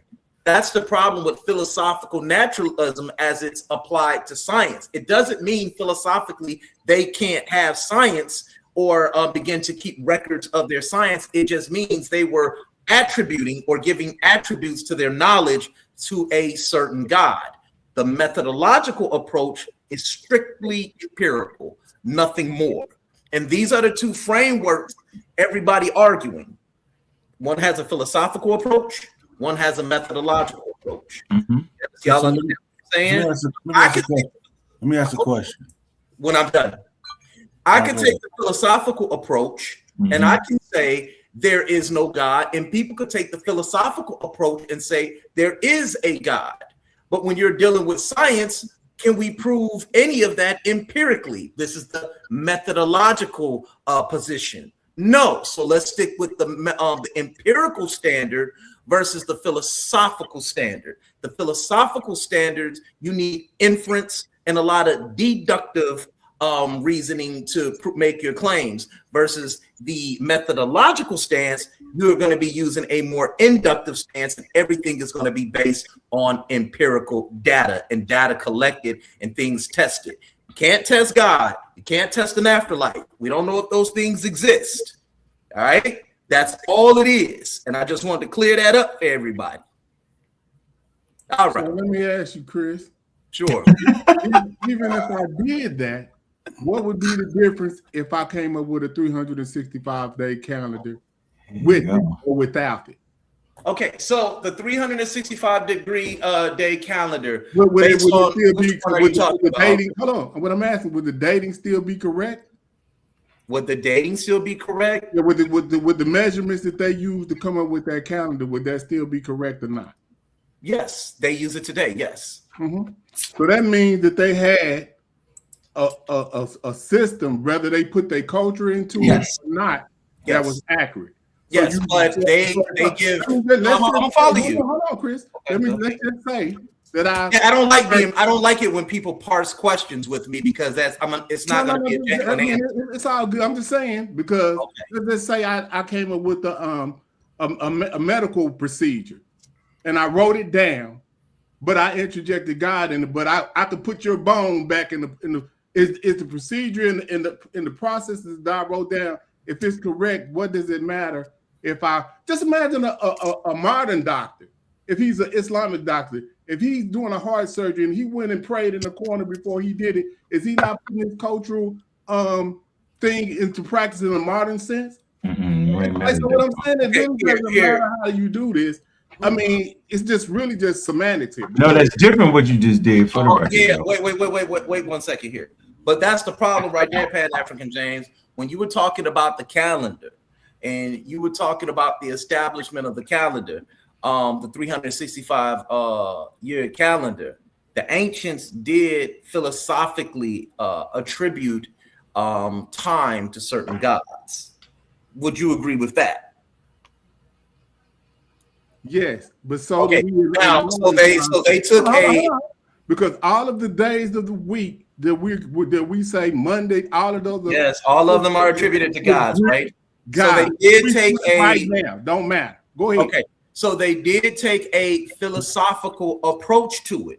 I never said that it was not science. I said they took a philosophical approach to it. Hold on, I'm not talking about you, Chris. So you good? I'm just no. I actually giving a nuance to what you just showed. But go ahead. Yeah. But what I'm sitting up there saying is, they attributed their study to God. With the methodological approach, what it does is it does what? It eliminates all that, and we're going to determine the revolving around the sun based on empirical data. You understand what I'm saying? That's all they're doing. They're eliminating all the fluff, and they just getting right down to the empirical evidence. That's all. All right, let me ask the question. So we brought up. James has not presented the source. Let me ask the ChatGPT. And I'm going to ask. I have a question for you. Well, me? Of course. What's on your mind? Ask away. I have a guy named James, and he's saying that the ancient Egyptian calendar is science. Is that true or false? It's a bit of both, depending on how you define science. The ancient Egyptian calendar was based on careful astronomical observation, like tracking the heliacal rising of the star Sirius and the solar year. In that sense, it's grounded in systematic observation, something we consider scientific. But it wasn't part of a modern scientific method, no experimental testing or universal laws. So it's fair to say it's proto-scientific, blending observation with practical use. So do we call calendars science or technology? In a historical sense, calendars sit at the intersection. They're based on scientific observation, like tracking celestial cycles, yet they serve as a tool for organizing human activity, which is a function of technology. So ancient calendars can be seen as a technology rooted in observational science. Modern calendar design involves both science, astronomy, physics, and technology implementation and use. So there's your answer. So you satisfied? Proto-science. There we go. So let's move on, James. You gonna argue that or what? Well, yeah, James. They did say they took a systematic approach, a scientific approach to it, but just not in a modern sense. Let me ask a question. So, let's just take the Dogon. If somebody within Dogon society became ill, would they seek out explanation strictly using nature, or would they look for causal agencies that exist outside of nature? Who are you asking that to? You. Well, they're going to take a philosophical approach. Once again, you're trying to apply a framework that they don't use. You're trying to apply a modern framework to what they don't use. I don't understand. I would say they would take what framework? What framework? I'm talking. Can I finish? All right, they're going to take a philosophical approach. I don't live amongst the Dogon. I haven't studied them, their culture and their habits like that. But I'm pretty sure modern medicine would help out a whole lot more than a philosophical approach to curing their ailments. And two, I'm pretty sure they use modern medicine today. So I really don't understand your question, especially after I've already presented the difference between a naturalistic approach versus a modern approach. You're constantly. It just seems to me that all of your questions are immature. You're always trying to superimpose a modern framework upon an ancient framework. That's being pseudo. I'm good, bro.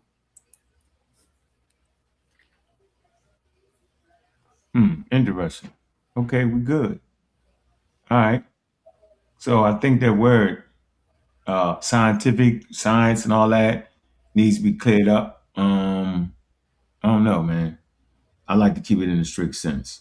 I like to keep it right there. All right. And I try to give y'all leeway, but I don't even feel like pulling up the dang thing. It said it was proto-science. I said that. Everybody said don't use proto-science. Go ahead. Because philosophical naturalism fall under non-theistic, mostly natural causes, right? And even at that piece we read about what Chris Opan talked about African science, and we talk about in general the African framework, right? And he talked about the issues within Africa with how in the framework, if somebody contracts the illness or becomes ill, it's rarely assigned a chance. It's normally you have offended the ancestors or the god is pleased or somebody puts a curse on you, right? And this is and that's the limitations in seeking the how, right? So that's why, and the reason why I brought the Dogon up because he mentioned the Dogon. So I thought that's why. So I thought you may have been familiar with the Dogon. That's why I brought it up. Not exactly. The reason why I use them because you could trace them back so far, and we know about their so-called study of the stars and they took a philosophical approach, but it doesn't mean that it wasn't a form of science. It was just a form of, it was a philosophical method that they use. They don't use a modern method, which is steeped in the naturalistic, methodological naturalistic philosophy. It's a difference. That's why they're both philosophies. They both fall under philosophies. And with the methodological naturalism, it falls under one thing: empirical data only. They were searching the stars because they had they believed in the gods. They were very tribalistic. Yes, they took a systemic approach to it, but it was based under philosophical naturalism. That's all. I wouldn't. The reason I brought it up, I wouldn't put them under philosophical naturalism. Holy shit! I don't think they don't fit. I would put like Greece, maybe ancient China, but not the dogma. Of course you would. Yeah. You know, I'm Eurocentric, so you know. Yo, that was wild right there, Chris. So all right, so let's do this. I don't think.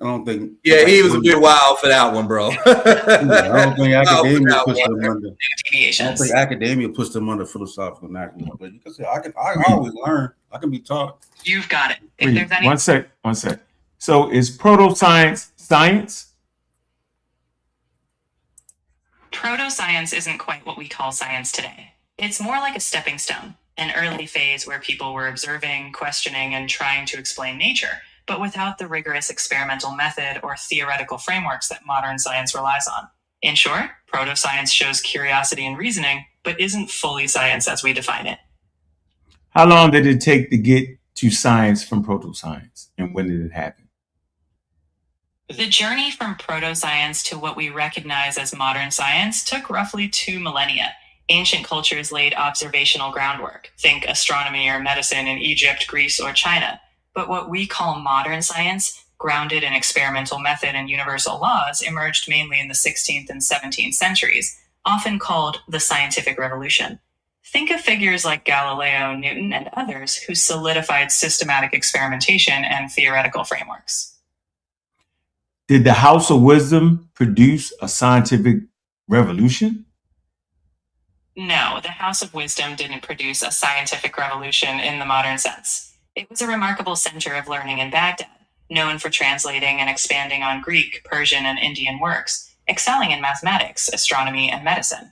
However, it didn't institutionalize experimentation and theory-driven inquiry the way Europe's scientific revolution did. Instead, it was part of a rich knowledge tradition, advancing scholarship, but not transforming into modern science as we know it.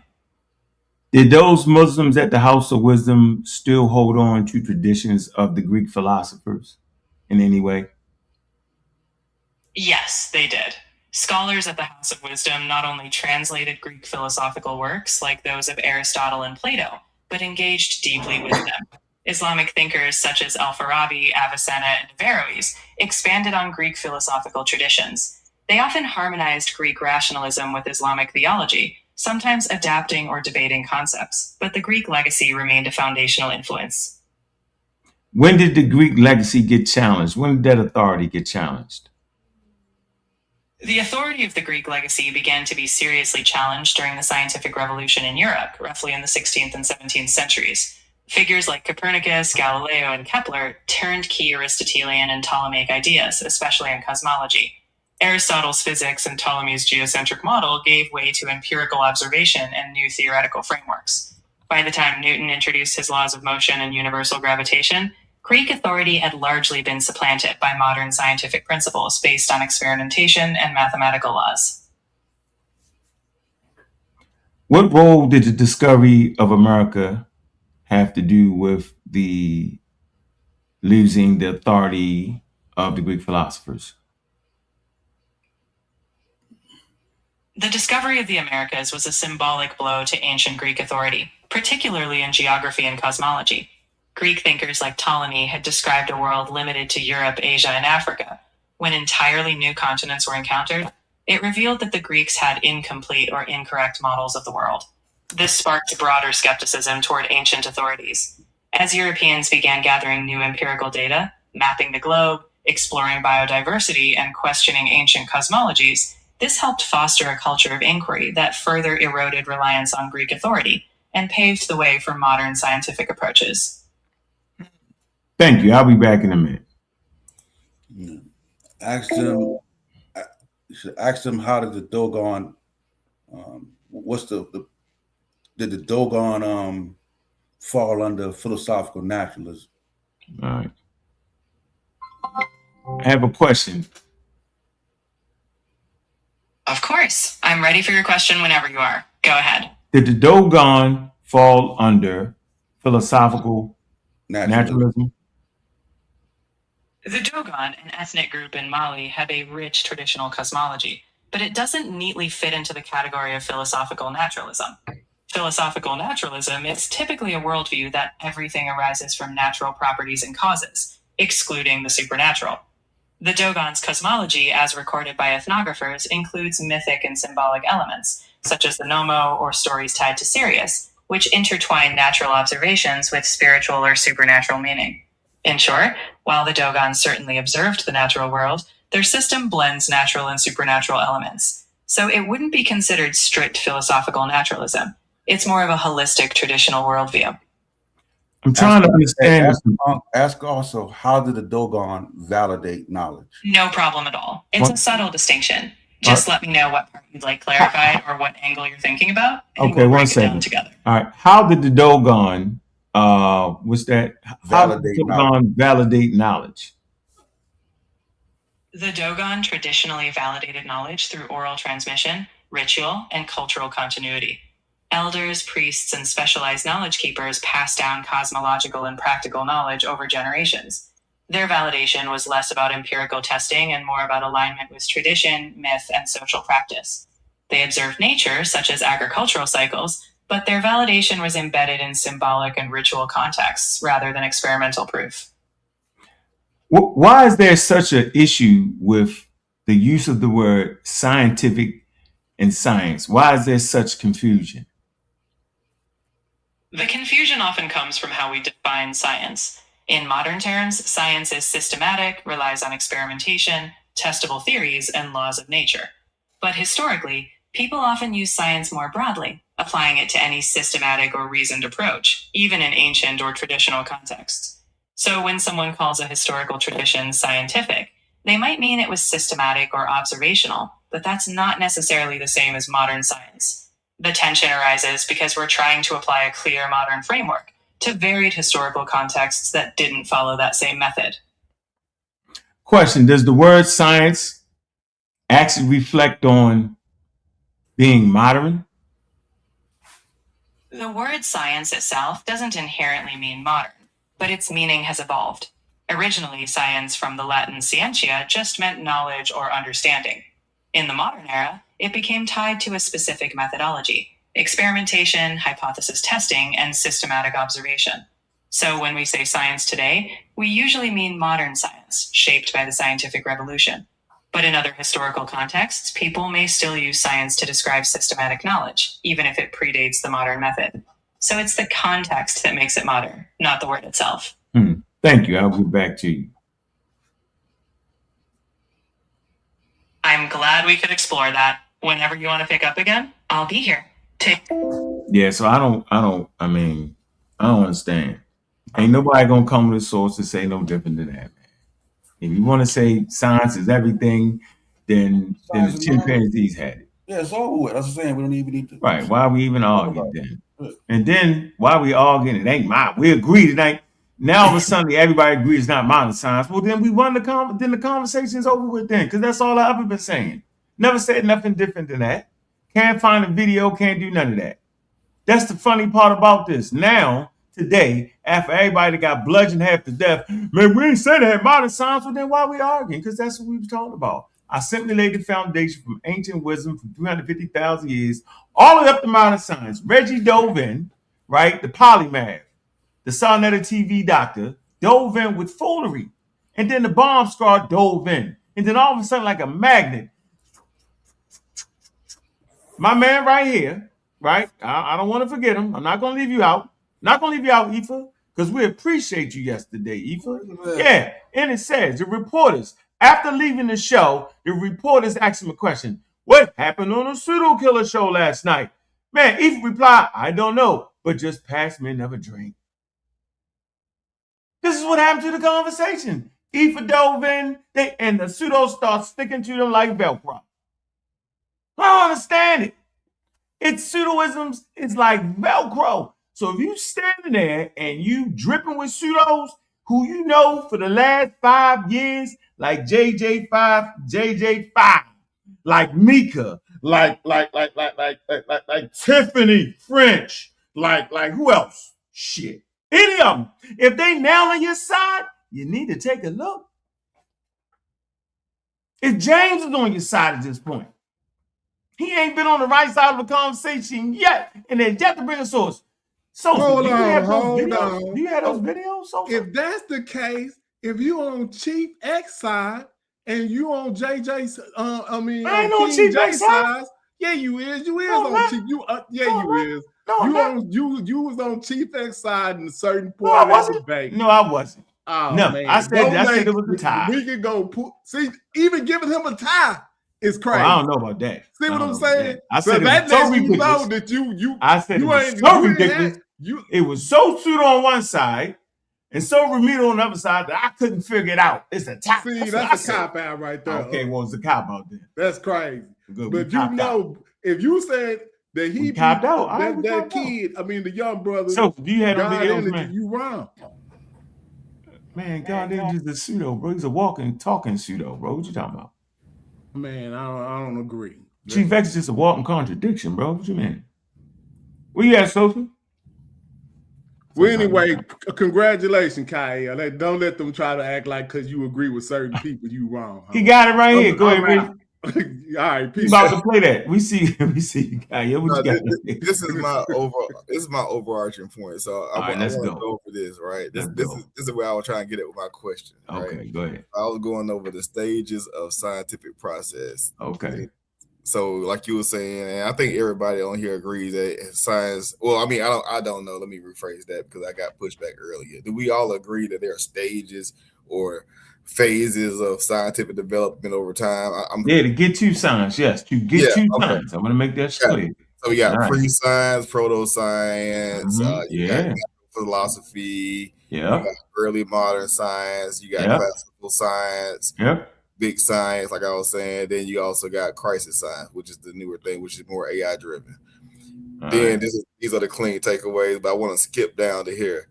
And then so it says straight answers. This is the question I asked: is all of this considered science? Straight answer is no, right? And that's the actual point, right? Right.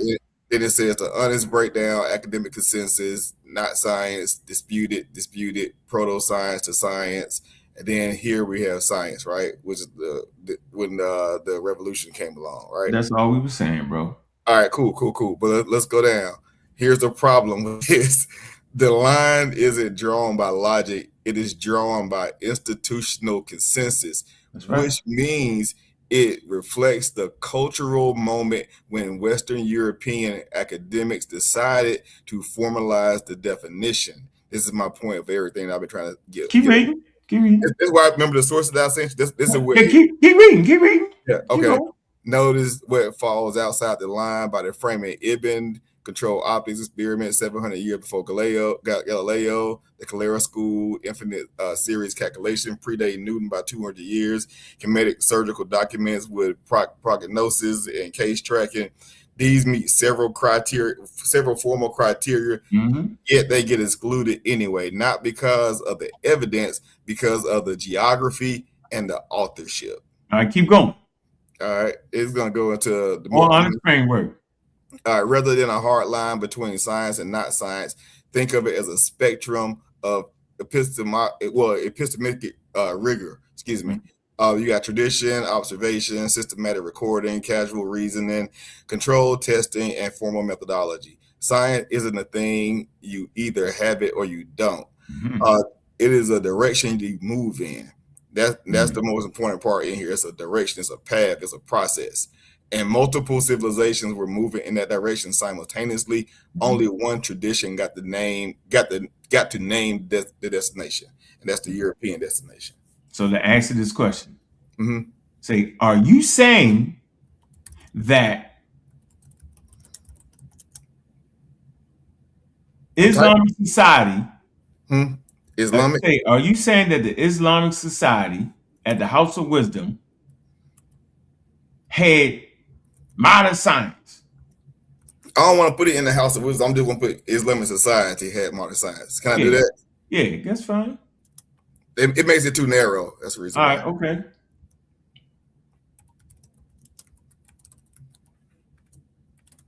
Oh shit!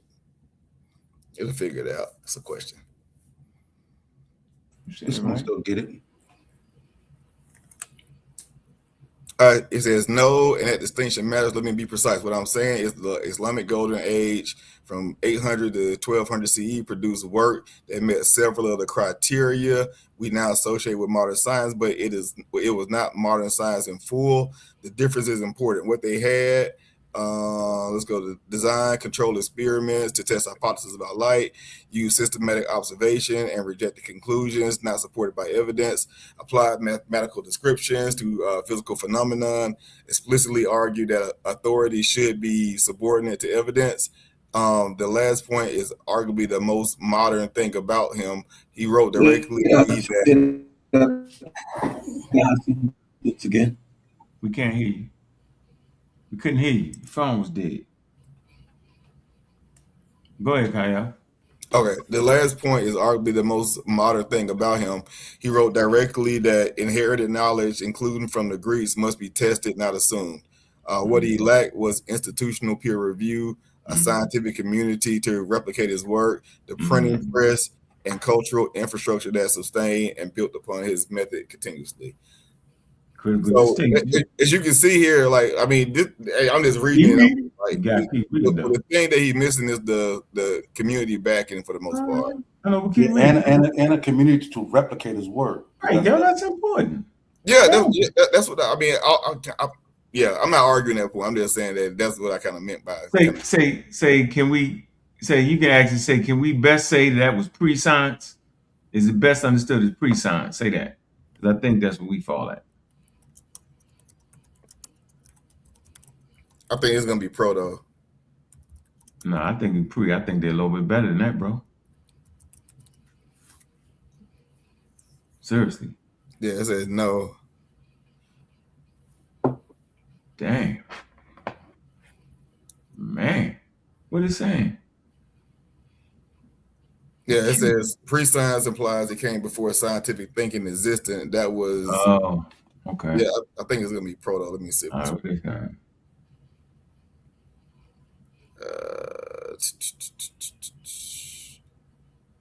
right, so it says the current framework only allows pre-science, proto-science, and science. So I guess he's gonna fall in the proto. Oh man, yeah, it killed them and shot him up. You got wild ChatGPT. Yeah, I'm not arguing our ChatGPTs no more. I double down and say, if you don't have proper. No, you got a question, Cedric? Is that methodological naturalism? Yeah. No, I'm saying that's why I take my hard stance. Once you don't have that particular. Let's ask them that. Say, did they have methodological? Hold on. Let me put it back up. Yeah, ask them that. Did they have methodological naturalism? Did they practice methodological naturalism? Work was authoritative. Yep, that'd be a good one. I mean, I like stimulating conversation. I ain't gonna lie. Instead of talking to JJ, we're gonna go over there and beat JJ up. Y'all better help them. They practice methodological. Yeah, you're gonna crash out. Naturalism.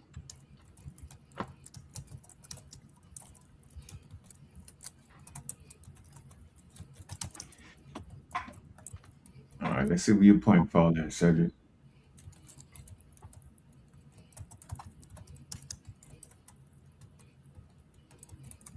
They say yes.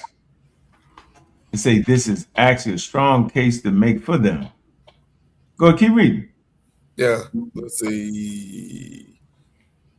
The direct answer is the Islamic Golden Age scholars Ibn Hathim most precisely, consciously, and explicitly practice methodological naturalism, not accidentally, not implicitly. They argued it in writing.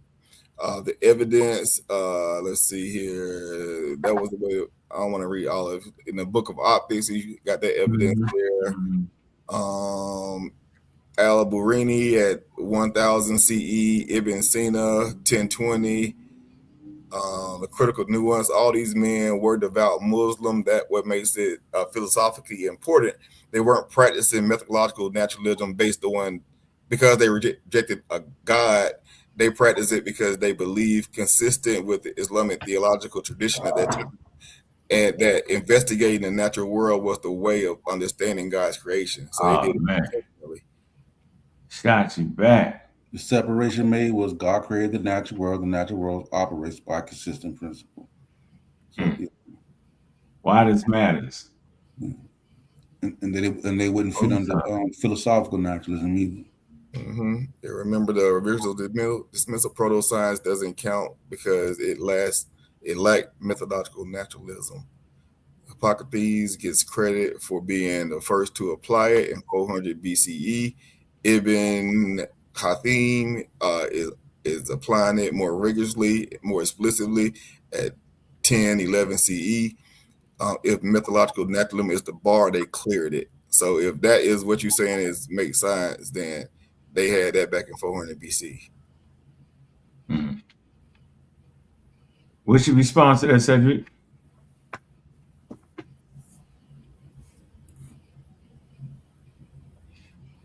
Yeah, right now the only thing that separates is the institutions and the community, and the people and all that. That's all I'm getting right now. Like y'all got to find me something in the process or like. I mean, I get it. I get the point of what it's like peer review and all that. No, I get the point of having it peer reviewed. I'm arguing with anything you just read. Huh? I argue with anything you just read. It was within the framework. Don't ask me for a source though. You might get in trouble. within the framework of God. So he said if they ask him for a source, then he might get in trouble right there. Yeah, so he will get in trouble, but it's okay. I ain't gonna get him have it. We're gonna keep it damn fine. That's stop arguing. I'm good right there. I would say to this: ask did the theological override natural causation? Oh shit! Hold on, I gotta open that bitch back up again. All right, come on. Yeah, because that's leave them up. Yeah, it's within the framework of their theology. So you're not there yet, but I understand that. Baby steps. But good question, Sosa. All right, what was your question, Sosa? Did the theological override natural causation?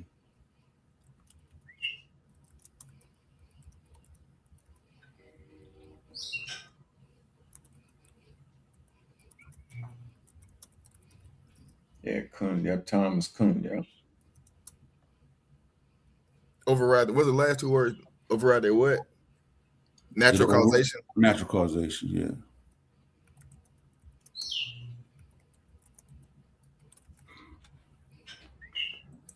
Valsa said, positivism is the missing question.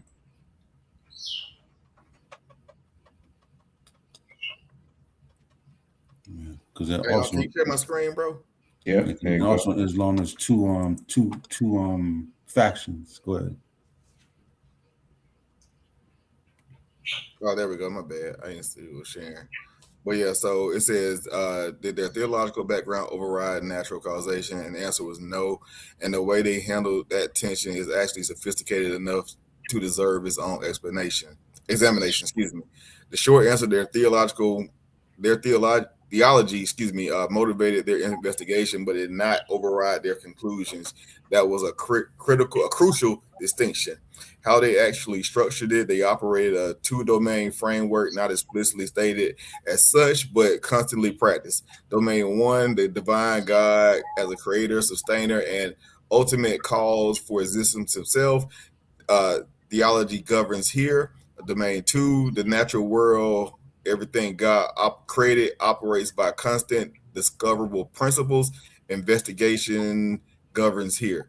The key move was inserting God as an explanation within domain two was considered intellectually lazy, not because God didn't exist, but because it short-circuited the investigation of mechanisms of God himself built into creation. That's a more philosophical, mature position that it gets credit for. The scientific evidence is Ibn Hatim on light. He did not conclude that vision works because God wills us to see. He traced the physical mechanism of rays of light, the geometry of reflection and refraction, and the autonomy of the eye, and let the mechanism stand on its own terms.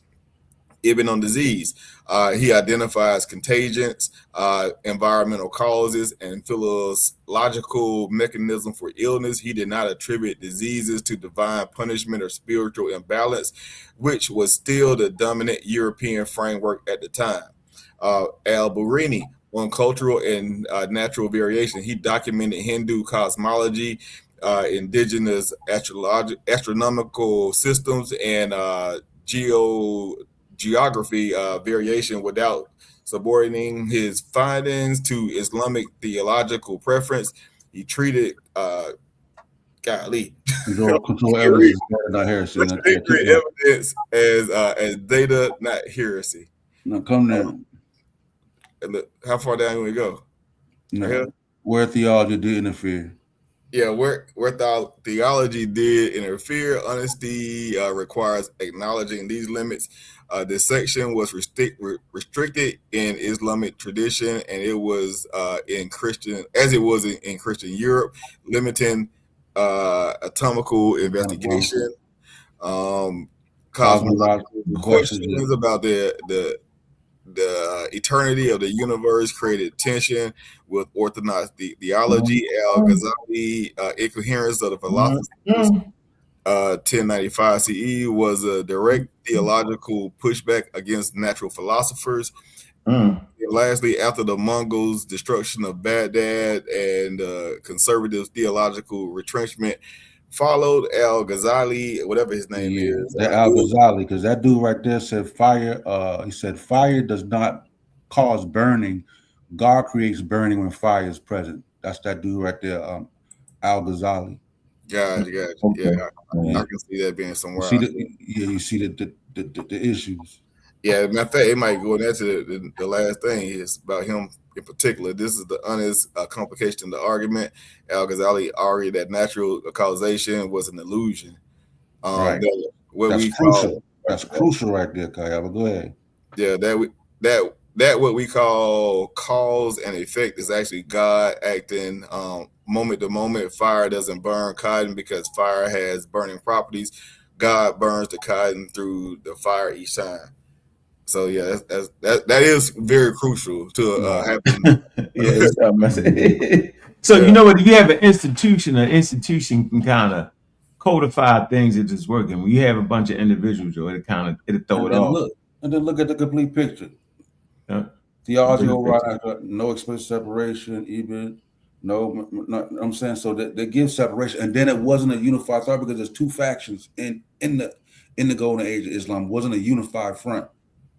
Right. Yeah, but that would be the same for everywhere at that point in time, and even for centuries later, though. Like it wasn't a unified front anywhere until because natural philosophy was authoritative, and they did not yet develop the necessary method to create a universal system.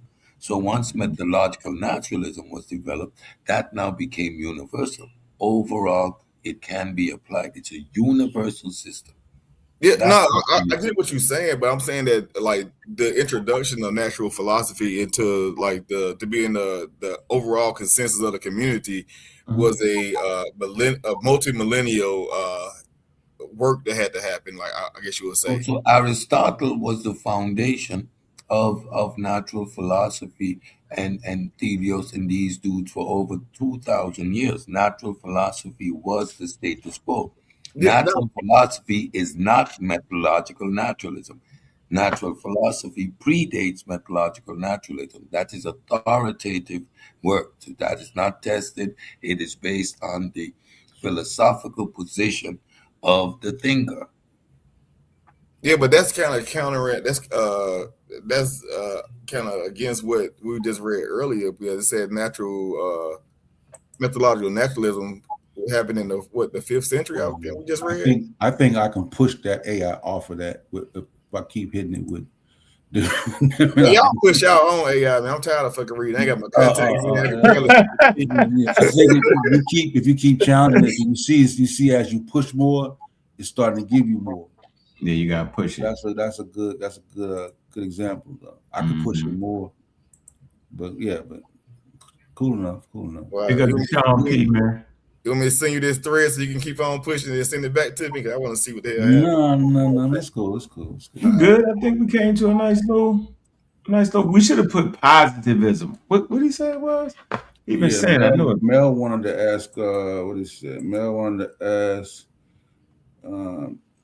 Why Thomas Kuhn models are important to determine whether something is a science or not. That's what he wanted to know.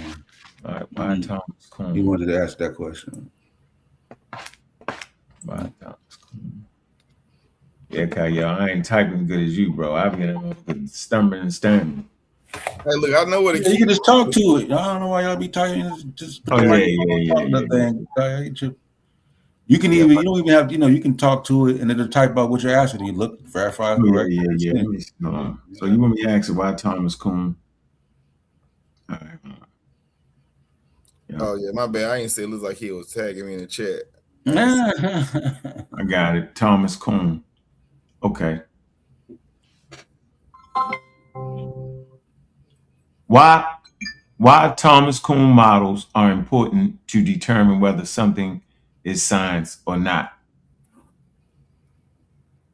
Thomas Kuhn's model is important because it emphasizes that science isn't just about gathering facts. It's about working within a paradigm. A paradigm is a shared framework. It defines what questions scientists ask, what counts as evidence, and what methods they use. Kuhn showed that science develops through revolutionary shifts from one paradigm to another. By his view, something is science when it operates within a paradigm that allows puzzle solving, where anomalies can either be explained or eventually lead to a paradigm shift. So, Kuhn's model helps us distinguish between fields operating within a scientific paradigm and those that don't follow that pattern. And I would say that the thing that stopped the golden age from becoming using methodological activism as a standard was the two positions, because you had a theological position that was authoritative, and it stunted the philosophical position. That's why they were caught up. Yeah, it's trying to yep, just like the Needham question. Yeah, I think we had that conversation earlier, Cedric, when we talked about how China, through their high level of technology, actually developed a magnetized compass. Yes, sir. But they use it for deviation, though, which is not palatable for other cultures. Think about that. But the Europeans, on the other hand, use it for navigating the world, which is palatable for all cultures. And I hope y'all can understand that. You know what I'm saying? Pan-African James, understand that science is palatable for the whole world. Egyptian science is only good for the Egyptians. Greek science is only good for the Greeks, right? But science is good for the whole world. So I hope y'all kind of get that. I know I get it. It ain't hard for me. So if you think everybody has science, that's fine. But here's the great question. If everybody else has science, why are they only using the science that we use today? Why did everybody agree on that? Why we ain't doing what the Muslims was doing? Why we ain't doing what the Greeks was doing? Y'all should ask yourself the question, why we ain't trying to replicate ancient Nile Valley? Because it didn't work. It's not universal, nothing universal about it. Right. That's the question to the naysayers right now. Huh? Yeah, simple. If it's not universal, then it's not overall applicable. How you get to that universality is by world travel, is by collecting data and technology from all over around the world. Without the cultural baggage, it allows you to examine it for what it actually is. Your whole frame of reference is different. Yeah, and this is what I'm saying, Kaya. My position is still the same. And I can see what the Golden Age of Islam produce, but right, and it's like and it's like I always say, they will insert ancient societies and then move to a time period and argue for it at a time that's not ancient. You know what I'm saying? So you're close to, you're getting close to time. So I'm saying, so like, okay, yeah, you want to fight for that? That's a good place to start from, but not an ancient Egypt, bro. Not in Mesopotamia. You know what I'm saying? Like, nah, early in CE time, 1200 CE or so. Yeah, cool. Now you get a lot of the aspects of there. You feel me? A lot of the ingredients to what will become what it is there. But then also you see what the roadblocks are, and that's all. And that's the same thing with ancient society. The roadblock was tradition. Yeah, I can agree with you, especially on tradition part. My entire purpose, like I guess it's maybe convoluted at this point, but my entire purpose I was on here to discuss the timelines and the purpose of like scientific development over time. That's the first thing I said when I came on here. We did it. We got past that. I think we all kind of agree that there are stages of scientific development, and that there's a beginning, there's a pre-stage, all the type of stuff, and the lines are blurred, and those lines are arbitrarily given by Western Europeans that are blocking out certain pockets of the community to say that they are the forerunners of that community, of that process. So you don't think acknowledging the shift is important? Yeah, I mean, in some point, it's important. I mean, it's good to say, hey, this is what we're doing from now on out. But to say that this is what we're doing from now on out, but reading from another person's journals and saying that now I'm the person that created this, that's a little bit of a problem. Not created because they looked at Arabic writings. So we're not saying created, we're saying blossomed, matured. Yeah, it don't say that. I don't have a source that says they created anything. Yeah, we don't have that. That's a JJ 7000 confused lie. That's a James Wild pseudo. He can't see it. He blind. Yeah. Black algae is dripping off his fingers. Yeah. Create would mean they built off none didn't exist, and they created a whole entire different paradigm that didn't even exist. It's created this whole shit that have no remnants of. You know what I mean? Because medicine is based off traditional knowledge. You know what I'm saying? Like how we ain't know that foundation. Yeah, without this right here, Kyle.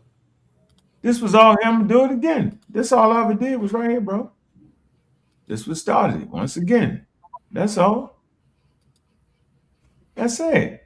Global timeline from indigenous knowledge to modern science. The cumulative development of scientific thought across civilizations. I did like this. Boom. I only got to say it no more. Everybody know about it now. Look at the timeline. See where your civilization fit that you was fighting for. Yeah, Ben said it. Yeah, I ain't said they created them. Institutionalized. Here you go. This is where the rubber meets the road. I think all that's important. And that's why the Chinese, that's why the Chinese kind of, that's why they use the compass for deviation.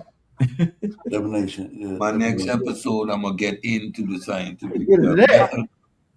I'm going to get into Hey, that's an easy one, right? That's interesting right there, yo. Why they use the compass for damn deviation? Divinations. They did later apply it, but they didn't. But okay, after they looked at it and say, man, for centuries they only used for like true north. So it took some time to get through it. You know what I mean? Yeah. And the Europeans got their hands on it, and then add some techniques to it. You know what I'm saying? Yeah, Sean makes a great point. Sean says, not everybody inside of West Africa knew the solutions of AKA shaman or traditionalists, and only he could replicate certain successes. Yeah, that's even. Yeah. Need an institution built around that. Yeah. All right. Yeah. You got the Afro hair science, Rhodesia. They got, bless them, Mika the pseudo, for sure. Sticking like Velcro. With I reject that label, Mika. I reject that label.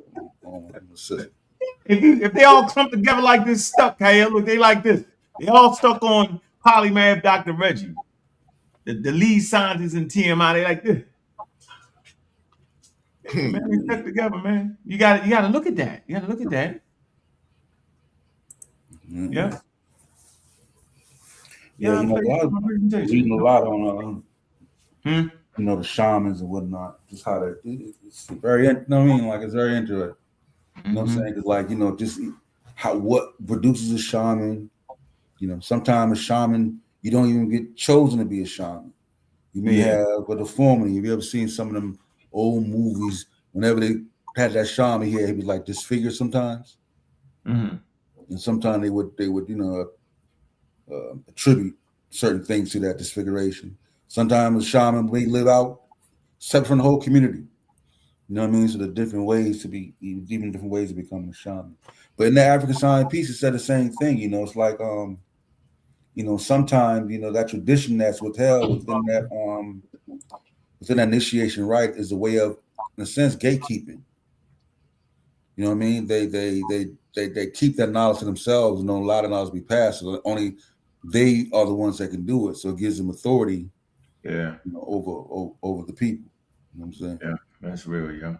So Kayel, do you understand that the scientific method, right, fundamentally isn't going to change? Peer review, data, hypothesis, peer review, novel testable prediction. That's not going to change. So big science is what we're doing now. And the I don't understand scientists that. that do big science are the same the same scientists that practice this methodology once it was established. In the No, future, I don't know. right? That's what I guess that's where me and you may differ, is that I don't see it that way. I don't see, like, I don't have that type of vision of the future. Like, when you say it's not, when you say it's not going to change, I wait a like minute. the people who invented each of those previous methods probably had that same stance that it's not going to change. But that's why those revolutions, those different things on that timeline happen, because new things are introduced that they hadn't considered at that point in time. So I'm not going to sit here and make that statement. Don't you think they added Yeah, to it? that's what I'm saying. Added, not like the things that we have now. These are the foundations from modern science, and But in the future, they're going to add more stuff to it. Do you think replication will change? Independent replication going to change? The method could. I don't know. There's I'm not. But it's still The overall the principle of reproducibility, is that going to change? No, but the standard could, though. Like the standards So around the it. principle remains the same. So hypothesis, the technology and the levels and the type of hypothesis, but a hypothesis. So within science, there must be a there. Is that going to change? It could. That's what I'm saying. I don't look at science like I don't look at the stuff that, like, I don't look at it like that. You know what I'm So saying? another point, I think you were confusing big science with metadata, right? Metadata analysis. What is done now with the body of knowledge that we have, a lot of the peer review work, and so they're being put to a metadata process. But you know that is statistics and computational, right? No, I understand that. So for me, I kind of loop those into big science because that gives you access to all those technologies. And when you do metadata analysis, typically those are done through, I guess you would say, institutions that are largely funded, corporatized, things of that sort, that even have the capacity to do those things. So it's the data that we already have. So all the peer review work. So it's a lot of it is computer generated. It's processing the information that we already have and watching and refining or producing information based on the ability to do statistical analysis of the clinical work that has been done throughout history.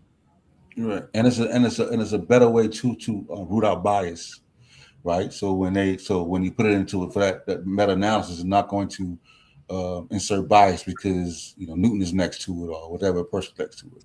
So it's a good way to root out bias. So it's improving on that falsifiability framework. Yeah.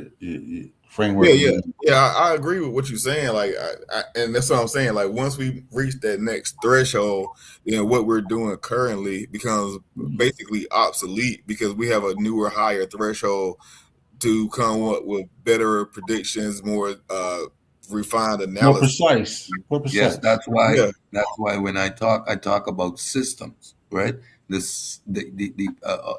underlying principles, technology, and the refinement of these principles is going to occur. We expect that, but the principles remain foundational. That's why when we're talking about science, we're talking about a particular paradigm. So prior to that paradigm being established, there is no science. Yeah, and if it ever dares ventures outside of nature, then it will be another category. It will no longer be science. Mm-hmm. Let's take this break real quick, man. Let's get some cash apps going, man. Join the channel. It's $3 a month, man. Yeah, we got a couple sponsors on the daggone panel. Big up to you guys, yo. let that man talk. Can you send out stuff like on them? Huh? Like on what's that shit called?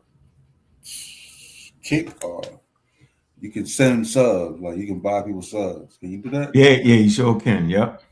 How you do it? How you do it? Somebody did it. Yeah, put How you do it? Some of y'all now I'm finna buy say y'all niggas some subs. Like, how can you do it? I think you click their name on or something. Let me go in the chat. Yep, you click their name on, man. Let's take this break right here, man. Real quick. Cash App, man. Y'all know what it is.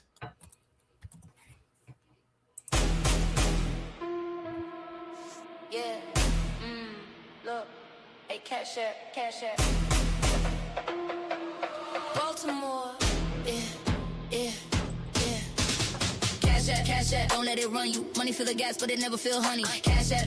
Dreams get so fast. If you don't own your time, you just rent your past. Cash App, screens full of flex. Real life hit hard when the rent come next. Cash App, tool not God. Use it, don't lose it, keep your head on top. Lend a mill, lend a bill, lend a pay me now. Everybody yell, get it like a sacred house. Timeline full of blessed, but the stress still lurks. Same folks posting gas, still drowning in hurt. Explosions of cash in the camera flash, but the lights cut off when you can't make it last. This ain't a trick, but it move like a spell. Type in the amount for that dopamine swell. Quick tap, quick send, quick high, quick drop. Then you back in the cold when the real don't stop. I done seen love turn transactional quick. Send some in the DM like that's all it is. Cash App, don't let it run you. Cat, don't let it run you. Cash App, don't let it run you. Don't.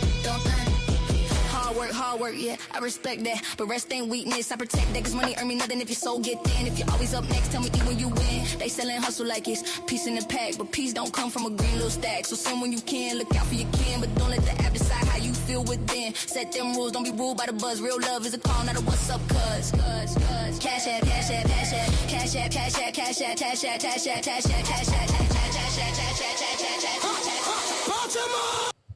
Man, Cash App, man. So show some love to the channel, man. Like and subscribe. Keep us in the algorithm, man.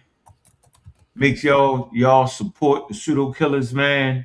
Like and subscribe on that channel, man. Subscribe, man. Make sure y'all go ahead and holler at Sean, man. Signs for Sean, man. You know he's been doing it for a minute, man.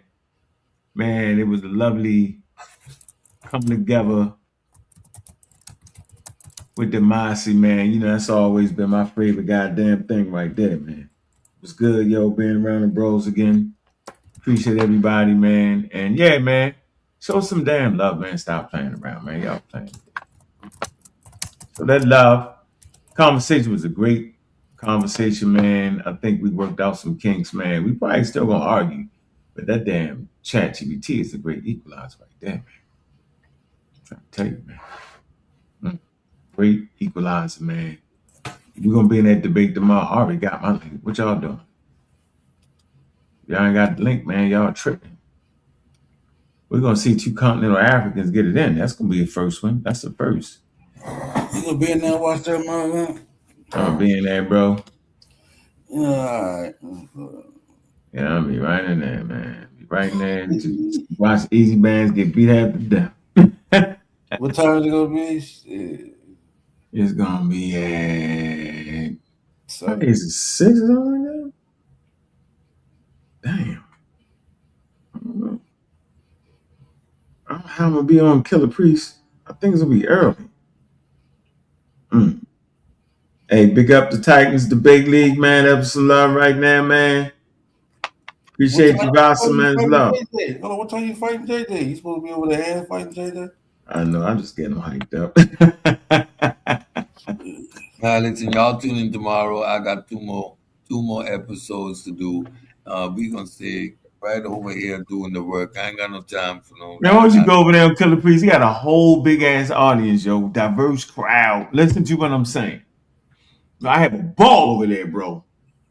You gotta be in different crowds, different spaces. They be like, oh, I'm gonna lost your mind. This is what you say. It makes sense. Yo,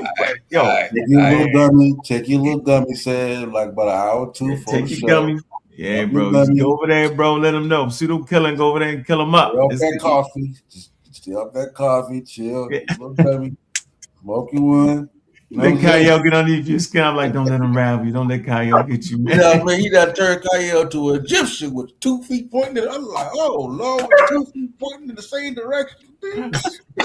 Walking sideways. Walk like an Egyptian. You had Kyle like this. I'm like, oh, my God. Oh, Lord. I say, man, come on, yo. Yeah, good build up, Kyle. Good build up, man. Yeah, they run from his question. What's your question? Has De Niro? What's your question? First of all, if you want your question answered, where's the cash app? Who you talking? Yeah, you got. Who got a question? Oh, I think he asked, are you an atheist? Oh man, all day, every day. Yeah, come on, bro. Yeah, y'all got the heart. He else stayed and fight today. He's like, I'm taller than these nobles. Hey, talk that talk. Hey, say about the fucking pop a blood vessel in his head. I'm like, don't feed to Kyle, yo. He gonna have a barbecue or something. Be right there, yo. That man got the best food, bro. Say what you want. Yo, got some chicken, yo. What is that chicken, bro? Can we get that the next barbecue? Hey, man, I'm a barbecue scientist. I can't. I don't want to get checked out. You know what? I might not refute that. It's definitely science where he did that damn chicken. It was a different color. It had like a yellowish tinge to it. I was like, there's a science. There's a science to preparing chicken. Yo. Yeah. I mean, everything was good. And I got a peer review. Look, I'm doing a peer review right now. Shit. Potato salad was good. The macaroni salad was good. Hold on, yo. Listen what I'm saying, yo. Each dish was exquisite. It had its own unique taste that you did not expect coming on that dish. Right or wrong, though, Kyle. Like y'all doing something different with the food or something, right? That wasn't no just I'm gonna make some macaroni. Some special thing going on, right? I wasn't tripping, was it? Man, I told you it's a science. It's been passed down in multiple iterations, and you know what I'm saying? Everybody add their own little thing to it, and it gets better and better, just like science. Man, me and Wilson Khan was over there, yo. We was like, what was going on, yo? I was trying not to beat you greedy. I was like, yeah, man. Oh, wow. Yeah, that was great. We gonna have enough. We need to have enough of them. What you doing, bro? I might do something. I just got a house out in your way, man. I moved to Buford. I have a house out there. All right, okay. Let me know what you want me to bring, bro. I still want to do my presentation though. When you gonna do your presentation? Tell them what you gonna do your presentation on, yo. Well, I want to do a presentation on the current state of water infrastructure. So I work with company. We in the water bill. I'm gonna tell you my company name because some people here are kind of crazy. They're gonna Google you up and hey, looking crazy. But I work with a few government agencies as well. That I'm over the Southeast for the United States, and so I do presentations all the time across the world. I just did one in Washington D.C. Thursday. So. Yeah, your job got you super traveling, bro. Yeah. I be talking to you like, yeah, Calvin Cabin, they about to have it. I'm like, what? Yep. Yeah, see him. Yeah. Mm-hmm. Yeah, that's why I was like, yo, don't have the pseudos Velcro on you, man. They rallied up. Crazy. Man, you in the field. All right, so Look, man, I think we done came to the end. I think it was a marvelous show, man. We calmed it down. Blood pressure was high, man. Big up to Titans Debate and Valsa, man, for the love right there, man. That debate tomorrow, man. Make sure y'all there. Hopefully after that we can get on that daggone Kill the Priest show. Got a real nice, diverse crowd over there, hip hop crowd. A lot of fun. You're gonna have about a couple people, you know what I mean? He put on a nice show. It ain't like this. They got a person that worked the board, all that. It's gonna be top notch, bro. Kill the Priest gonna be there having the fun. JJ ain't gonna be wilding out though, cause I can't. Nah, I ain't wild. I ain't gonna make them wild. I ain't gonna do them like that. I'm gonna sit back and I'm gonna pick them apart though. We're gonna pick them apart. Right? Write down everything you say. What you say? Cedric ran like the rest of them from what? Yeah, what is the question this man is talking about? You've been saying it for 3 shows. What is this question, bro? You have a question based in incredulity, your ignorance to how life, like something about fish and monkeys, or his confusion. His ignorance is on display. So now, because of your infidelity, assume we didn't answer your question. What question did I answer? Run from who? I don't run from nothing. What's the question, though? All atheists, how did humans come to exist? And do y'all agree with Ankh that we come from fish? We are fish. Yeah, we are monkey. Yeah, we are that. We never left that. You just don't understand it. But I bet you need some water. I bet you need some salt. I bet you need some water, and I bet you need some salt. Yeah, try to go without some water and some salt. Yeah, like just a fish out of water. Yeah, I can't guarantee. Listen, I may not be able to guarantee that science is undefeated, but what I can guarantee that nobody from YouTube is gonna jump on this panel and debunk evolution, bro. Like, right? That's a fact. That's I promise you, bro. You just hurting your brain doing anything else, bro. I promise you. We are safe in the sciences undefeated camp. They are at the forefront. The scientists are battling. We get it when the battle is done. So we gonna stay right here. Fools trying to break in laboratories while they're doing research. Oh, man, go do something. Bust some laboratory windows. It's crazy. doing real work. But all right, y'all about y'all. Good show, bro. All right, man. We out of here too, man. I think I might want to end with Neil. Neil beat him up for real. Hold on. Beat him up. Neil beat him up. Yeah, Neil beat y'all up. Y'all act like y'all ain't hear Neil. And it's beginning somewhere in the middle of this damn conversation. We broke out Neil deGrasse whipping ass. This is what we did. We did do that, didn't we? He makes a clear distinction of what science is. Y'all all act like you wasn't trying to hear what Neil was saying. I heard you. I seen you try to figure it out. That's Neil. Right here. That's Neil. Open your eyes, Neil. Let me put the banner over here because that's definitely Neil. That's him. Make sure that's him so you don't think we trying to trick you. All right? Let's play Neil, see what Neil has to say. Let's go back to ancient times. The sun rose every day, and it set every day. And if you had a timekeeping device, you would notice the sun doesn't rise at the same time every day. Nor does it rise in the same place on the horizon. It moves. Well, if you've been around a long time, not only you, but your tribe, your culture, you in principle have good records of this.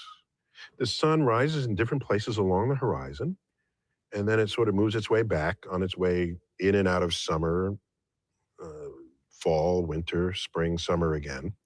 You do this long enough, you get sort of a sense of the rhythms of the universe. If this repeats consistently, you can make predictions. You can say, tomorrow the sun is going to rise here, not there. If your baseline of time is long enough, you can say, well, wait a minute, it's not only where the sun rises, where the moon is. Every some number of years, every 18 years, there's an eclipse of this variety in this way. But we can ask, is it science? It's an aspect of science. knowing when something is predictably repeatable. That meant you kept good data. Right? Gold star for that. But now let's take it up a notch. Science is, you have such a deep understanding of what's going on. You can make a prediction of something that has never happened before. That's badass if you can do that. So science at its best is not the prediction of a recurring event. It's having such a deep understanding of how things work that you can predict an outcome of what somebody is doing or is about to do without ever having seen that experiment performed before. And we have a word for those ideas. They're called theories. The theory of evolution, Charles Darwin, 1859. We have the theory of relativity.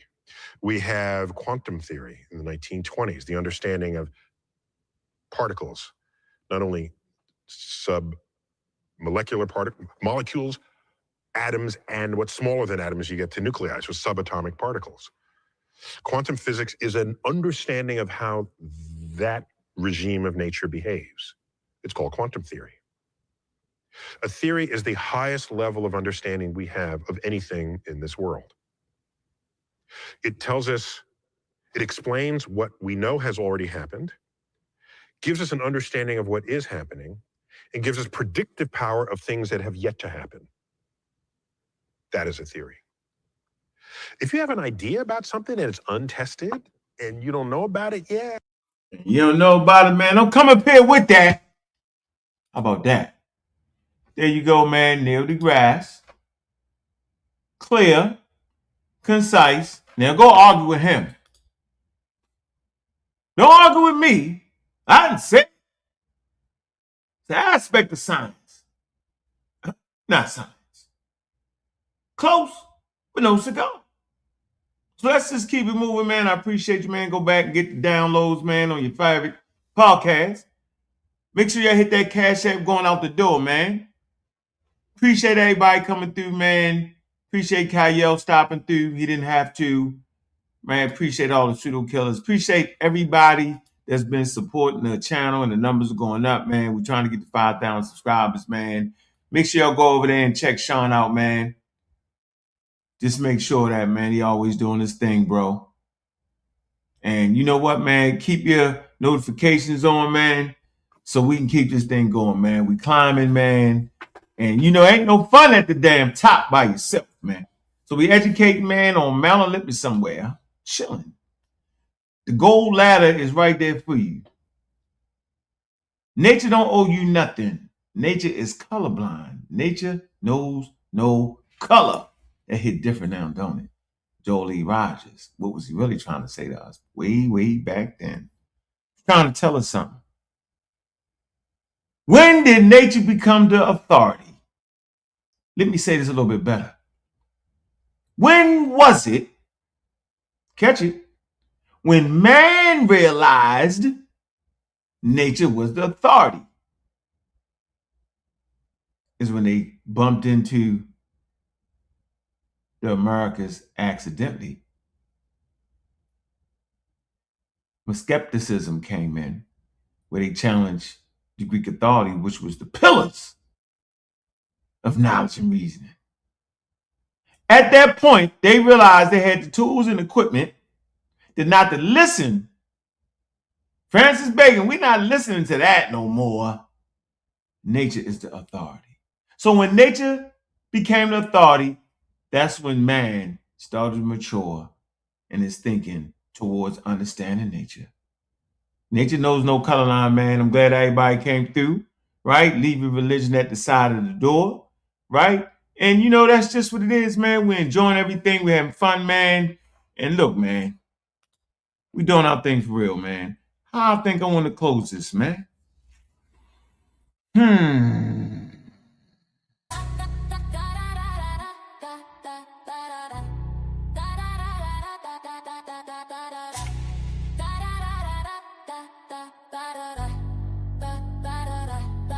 Let them niggas know I'm coming. Y'all niggas summon the demons, but I'm the demon that's coming. I'm God killer and I'm the one gunning. Boom, boom. Top flight #1, yeah. Now look, I'm standing at the junction. But knowledge and reality function. Facts. Now see that flame done came. And now y'all bitches running. Let them niggas know I'm coming. Y'all niggas summon the demons, but I'm the demon that's coming. Boom, boom. I'm God killer and I'm the one gunning. Top flight #1, yeah. Now see that flame done came. Boom. All y'all life you been sitting on the benches, yeah. 2 dimensions, cat. Bitch, I avoid the trenches. I'm a home run over the fences.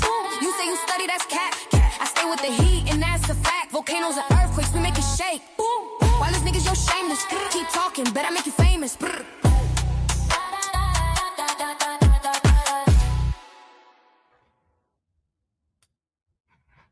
What? Say what? Earthquakes keep shaking. Look, bitches, I bet I make you famous. Man, I'm your host, Bobby Banger. And with that, man, look, we out, man. See y'all tomorrow, man. Tune in to the family of shows, man. And with that, we out.